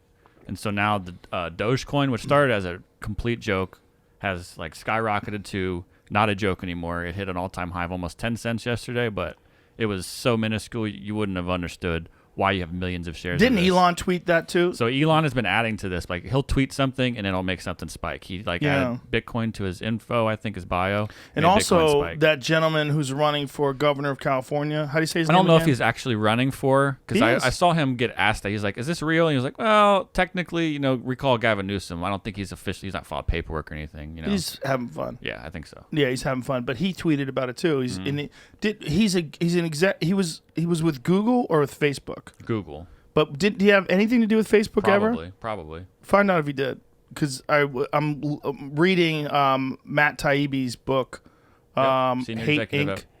Yes. Earlier at Facebook. Maybe not Google. Maybe it was Facebook then. I'm sorry, instead of Google. Correct. Okay. But he's basically explaining in one of his tweets recently, pull that up, because he was comparing Robinhood to Facebook.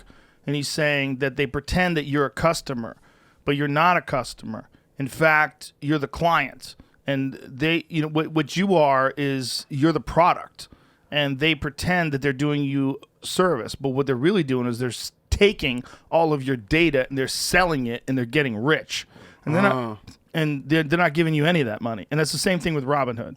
It's the same sort of scenario. He laid it out in his Twitter, but it's a situation where once this genie's out of the bottle, where these regular people have figured out how to manipulate stock markets, and truth be told, I don't know jack shit about stock markets. I don't know anything.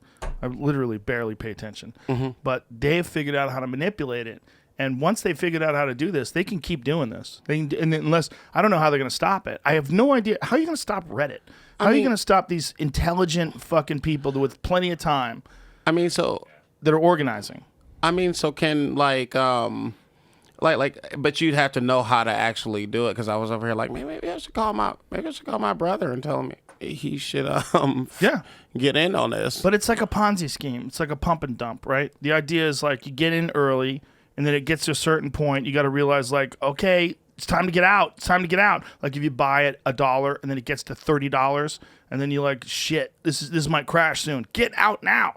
I don't know what the number would be. I'm just saying it. Right? I think that's what a lot of people think, but the understanding I have of this GameStop situation is what makes it a little different is that short squeeze situation is where there's contracts, which I think it just happened because the market just closed. Because those contracts exist, someone has to buy that contract at the end of the day when that contract comes to. When does the market close? 4:00 every day. Oh, 4 o'clock East Coast time? It just closed, half an hour ago. So that's what this big issue was these contracts you could tell were going to close on the 29th, which is Friday at 4 p.m. And when that happens, whoever holds that contract has to fill the contract. So they have to find the shares of those people that had it. So that's They're why trying these to drive hedge the price fund so people high. are fucked. So we'll see what happens after the next couple of days, which like after hours trading is not something a retail investor gets to do, and these hedge funds do get to do. And that's what was happening maybe 2 days ago. They were driving the price down because they have the ability to do that. They have abilities that retail investors don't have, and that's really the big argument I feel like is going on right now. It's like they can do shit we can't do. It's all so weird because the stock market has always been this weird number thing that's based on confidence. Like you can decide, buy, sell, where's it going? Where's it going? Sell it, sell. Sounds stressful. Oh my God. I had a friend of mine that I used to do Taekwondo with that became a stock market guy, and he was just into coke and hookers.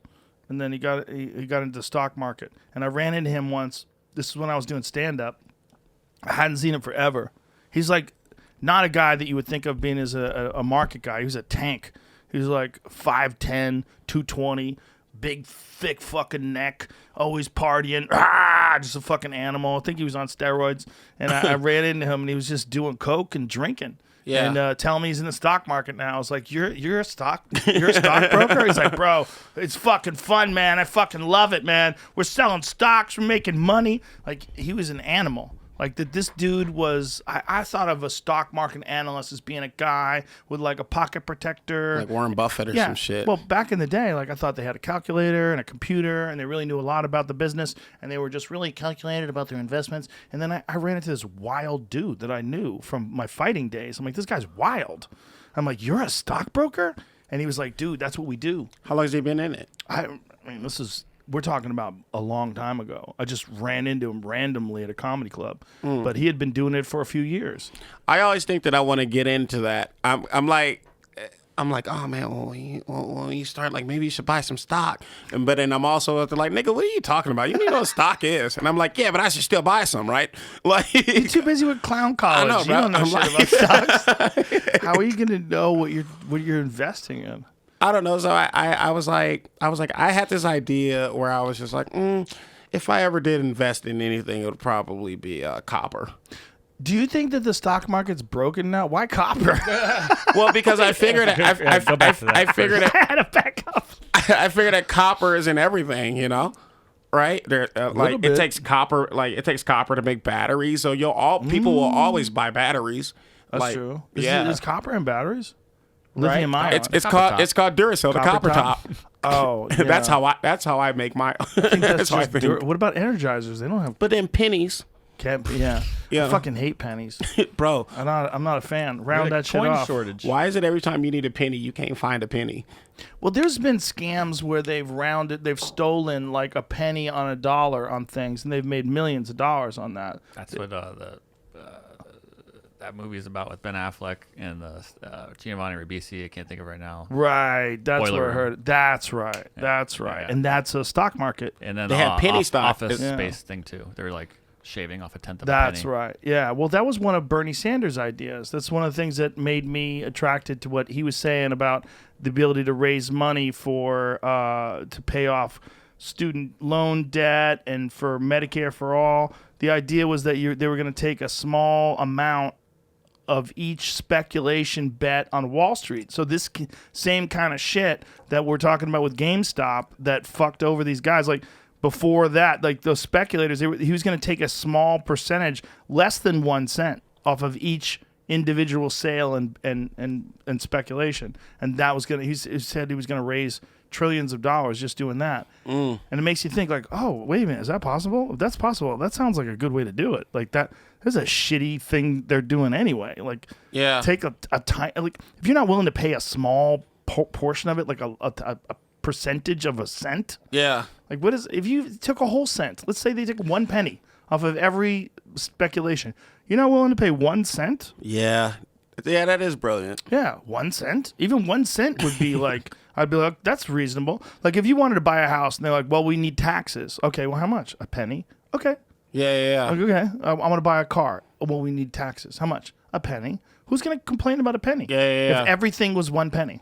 Yeah. 1 penny in sales tax for everything. Are they getting rid of all the coins? Auto coins? Are they getting rid of all the coins? Oh, all the like coins. quarters and shit. Like, isn't that a thing right now? Are they? That's what I'm saying. There's a coin shortage. Is a shortage? Yeah. Where are they all going? I think it was they were Fountains? they Fountains couldn't are eating up. the Fountains. mints. The Wishes. mints You said closed. wishing? I think the mints closed because of COVID, and so they couldn't keep making them, and so there wasn't enough going around in circulation. So they're thinking about getting rid of coins? No, I don't know if they're getting rid of them. I just know that most of the year there's been a shortage. Like when you go to the places like pay with card only, we don't have cash. Bro, you know what my favorite shit to do is ever? Because I'm such a dork. I like paying for things with Apple Pay. I like going double click, look at my face, doot doot, and buy my groceries. Like, look at that. Look at that. I'm in the future. I love Apple Pay. I just got into tapping my card. I just got into that. I'm still doing the chip, pushing in the chip. I remember when that was new. That was new. Yeah. Now you can just tap it and then you I've can. never tapped. I've tried it. I can never get it to work. I did it at an arcade the other Okay. day. And An like, arcade? You go to arcades? What are you playing, Pac-Man? Joe, I was doing the punching machine. Oh, what's your high score? Okay, so the high score was 900 and I got 808. Yeah. But it was there were some chicks who were with me and shit, and they were hitting that shit. I was like, God damn. I was like, y'all do need us. I'm like, it's just over here getting 285 and shit. Like, Yeah. like There's a trick to those punching machines. You gotta throw a hook.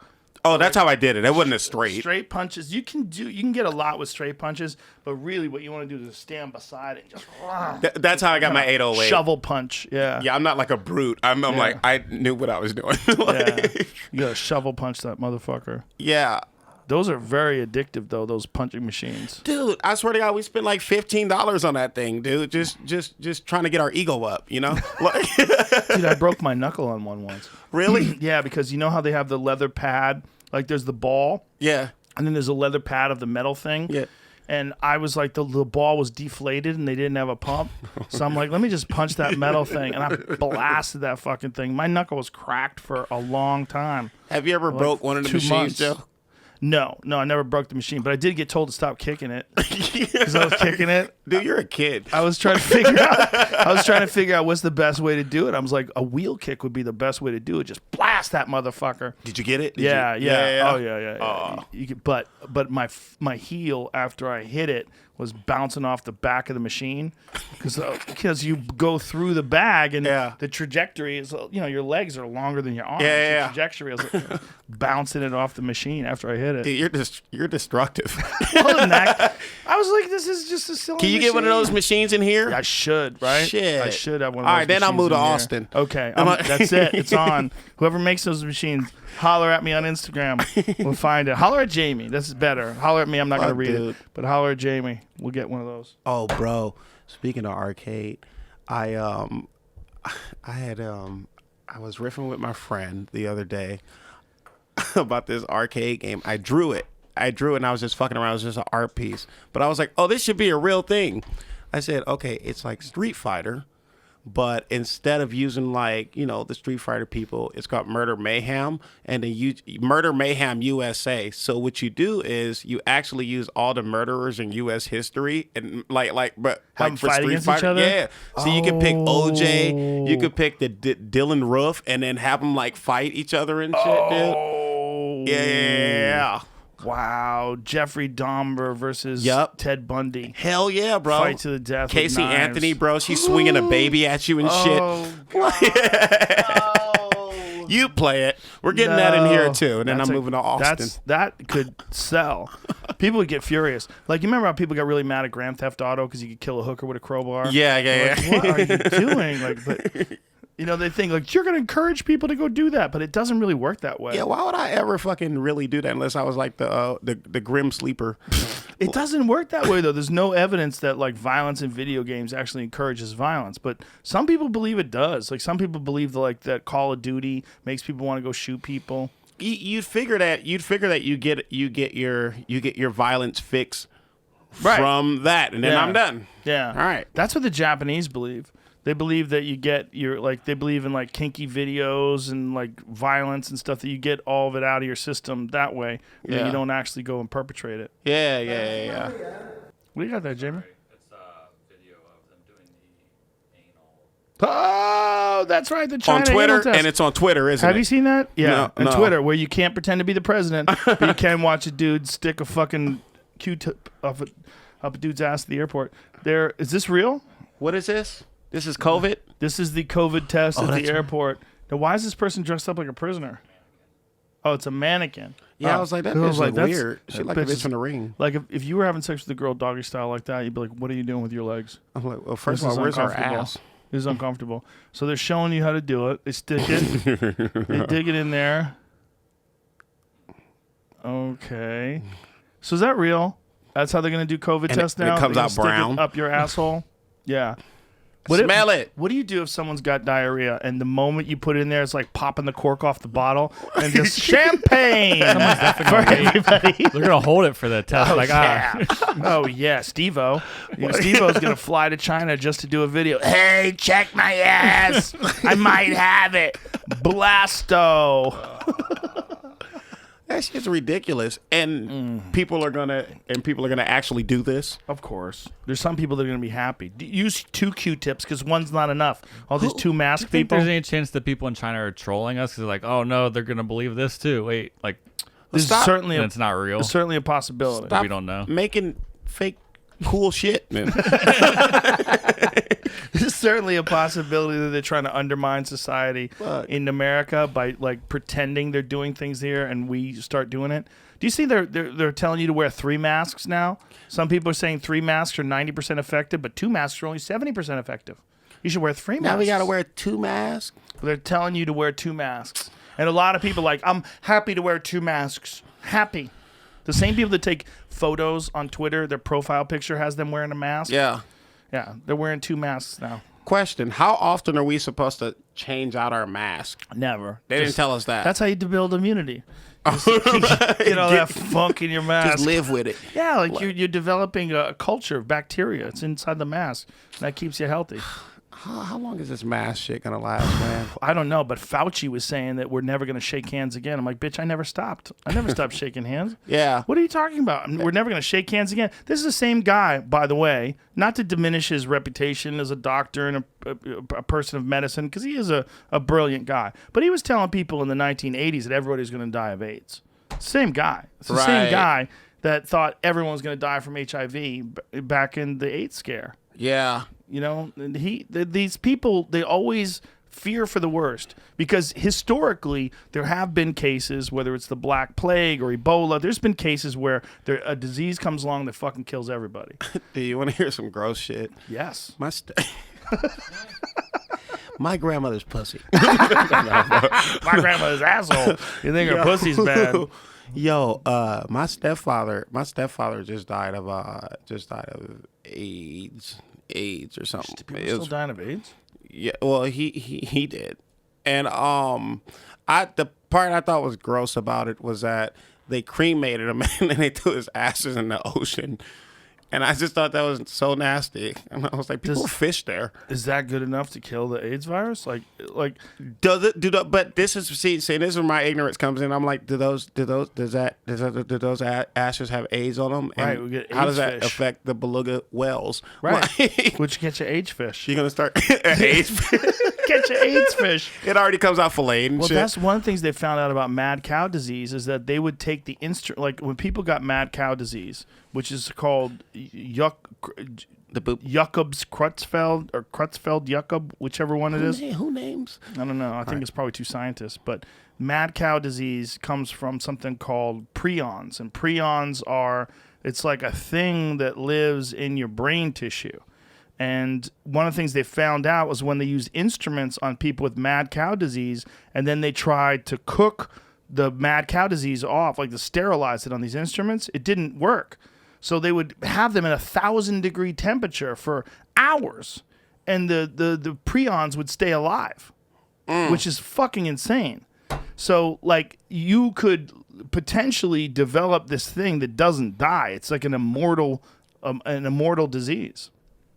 Right. So if they're just cremating someone, maybe that's not good enough for the AIDS virus. Maybe it's good enough for AIDS virus, but not good enough for mad cow. So if someone gets mad cow and they barbecue them and fucking cremate them and then throw them in the ocean, then the fish could get mad cow. Or seals. Or walruses. Or maybe I'm a moron. I'm just making shit up. I like your fake news over China's fake news. Butthole probes. It's just, is it that hard to figure out whether or not people have COVID with a nose swab? Like, why? Yeah, I was like, I like what I did out there, just with the tickle of that. Yes, you know, More accurate, probably. oh, with the How much asshole. more accurate do we need? Remember they were saying they were going to check like college dorms, the pipes to see. They if, have been doing that. Right. I mean, Yeah. I didn't know you could even do that until COVID happened. So like maybe it's. Yeah, that's how they find out if people have it. They check the shit. Remember how crazy people was like at the beginning of COVID when people spraying down fucking their groceries and shit and cleaning them and stuff. Oh, It yeah. was like, People were wearing masks while they were driving. And Yeah. gloves. I saw a guy wearing a mask driving yesterday. yeah. Like, come on, son. I wish I was driving next to that dude. I'm like, you're a bum. Like, you're a bum. It's just a weird way to drive around with masks and a glove. Like, is this how we want to live? And it's like, okay, so How many people do you know that caught it? Probably about like 4 people. That's it? Personally, yeah. Like I know 4 people that caught it this week. Really? Yeah. Oh, no, 5, because Tony just got this shit. Yeah. Tony had it for one day. Yeah. He said, my back kind of hurt. That's it. He came in. He didn't even think he had it. Yeah. He came in to get tested, and I'm like, you got it, you fuck. Get in the corner. Yeah, you yeah, got yeah, it. We yeah. have a dunce chair in the corner because the only people that have sat in it is Jamie and Tony. Yeah. And they've got the COVID. As soon as Jamie came in, I'm like, get in that corner. You got the COVID, son. Man, I had to when I had started like doing those apartment shows and shit, people were like, well, I'm not gonna, because people, that was a concern of people like, well, I'm not gonna catch over and this and this and that. I had to tell people like, yo, I already had it. just so people. It's just over, and I've deep washed my apartment. All right, I come over here and stuff like that. Now I actually took a Antibody which one? test? Yeah, antibody test. Fingertip prick. Where they Yeah, get a the girl blood? like pricked my fucking finger and shit, and I didn't have any. I was cool. And then right after that, maybe like a week later, I don't know if it was the COVID, but I came down with something crazy, and I was real fucking weak, and then I was like sweating in bed, but I could still taste shit. Well, that doesn't mean you definitely lose your taste. Oh, okay. Yeah, you might have had it, but here's the thing: it's like regular Well, I colds killed are that still shit. around. Of course you did. You're healthy. Most healthy people are gonna sail through this. The people that I know that have gotten it, every one of them, like one of my friends, she got it. She was no sickness at all. She didn't feel a thing. Yeah. Chappelle didn't have any symptoms. My friend Raheem, no symptoms, no nothing. But my friend CK, he had it, and he had apparently. I just talked to him. He was 6 days in, and he still has some symptoms. How did they did they take a test and be like, oh fuck, I got that shit? Yeah. Oh, see, Well, they this, better. the Chappelle shows that we were doing out here, they all got shut down. It was someone that Dave knew outside of the show that was careless. It had nothing to do with the show, and nothing to do with it, because we were testing the whole audience, and we test all the performers, and everyone was clean, but someone had come in contact with some other people that had come in contact with Dave. It was a careless person that had nothing to do with the performance. And then a bunch of people got it, and it spread through, and they apparently, I was supposed to be on the Friday show, Friday and Saturday, and then Thursday they were there to do the show, and they canceled the show while the audience was seated. The audience was seated, the band was playing, and I guess a bunch of people had tested positive, and they had to shut the show down. Right here at Stubbs. Yep, right here at Stubbs. Damn, that shit crazy, man. It's weird, but what's weird is that none of them got any symptoms. And it's so funny. It's like I still don't even know if that was it. Right. I felt like I bet it was it. Huh? I bet it was it, but you won't be able to find out now. Like, Jamie, you don't have antibodies anymore, right? Oh, you did? Oh, you already did. had it? Or No, did you but take the vaccine? Did you get tested yesterday for antibodies? Yeah. Okay, we had an antibody test that we did yesterday. You taking that vaccine? No. Yeah. No, I would if I felt like I needed it. But I just feel like if you maintain your health, and I think for some people it's important. I think for some people it's good. Are they gonna make people take it in order to go overseas? I'm worried about that. I don't like that. I don't like needles. I don't like. Well, I want to know how people fare over X amount of months. Like, what happens in 6 months after the vaccine? How long does it last for? Do you need it again next year? Didn't a chick faint on national TV for taking that motherfucking vaccine? Yeah, but apparently she faints whenever she gets a needle, which is hilarious. They chose her. Because that does happen. I knew a girl who would see movies, a girl I was dating. She would see a movie where a dude was shooting up and she'd black out. She'd faint in a movie theater. We went to the movies and someone was shooting up in the movie theater and she blacked out. It's like, what is happening here? I remember when I was like 17 and I was walking down the street.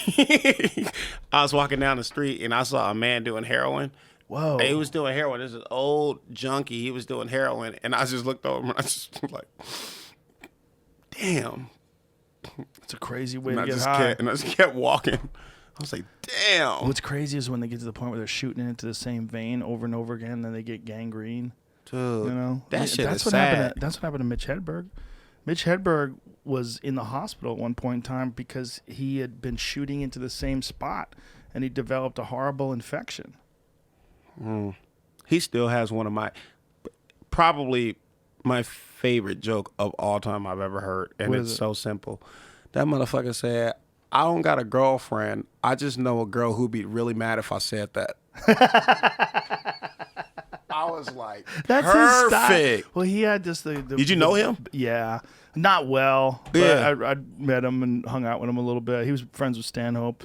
He was one of the best at non sequiturs because he could do a whole hour, but it was like one joke had nothing to do with the next joke, had nothing to do with the next joke, and he wrote constantly writing. He was brilliant, man. It's just so unusual too. No one like that guy. You know, he was so unique. And his tone, it was jazz. Yeah. I don't know, but I know a girl who'd be really mad if I said that. Well, speaking of jazz, did you ever listen to the one album that he had where they played music in the background? Yep, the ones go that was amazing. That was brilliant amazing. fucking one-liners, bro. Comedy, brother. It's the best. Yeah, man, it unites us, it brings us together, and it's bringing you to Austin, Texas. Hey, only if Come you bring that punching machine, nigga. Okay, You know I'm you here, got bro. it. You got it. Punch machine. Hey, brother, thank you very much. Yo, for man, being thank here. you so much, Joe. I really you. appreciate it, Always. man. Yeah, Always yeah, good yeah. to see you. Great to see you again. Yes, sir, man. Thank you for bringing us out here. My pleasure. Tell everybody your Instagram, your Twitter. Twitter doesn't work right now. I got a new Twitter. Come on. What's the new Twitter? My new Twitter is Jamar Malachi, Malachi, and it says my unsuspended account, and my and my Instagram is Jamar_Neighbors, and I also have a YouTube channel. You know, uploading some podcasts. My damn self. Support the dinosaur. Goddamn got right, podcast. Got everything. You're hilarious Yeah. stand-up comic. Thank you so brother. much, Joe. I Appreciate really you, man. appreciate your time. Appreciate you. Bye, everybody. Bye, guys.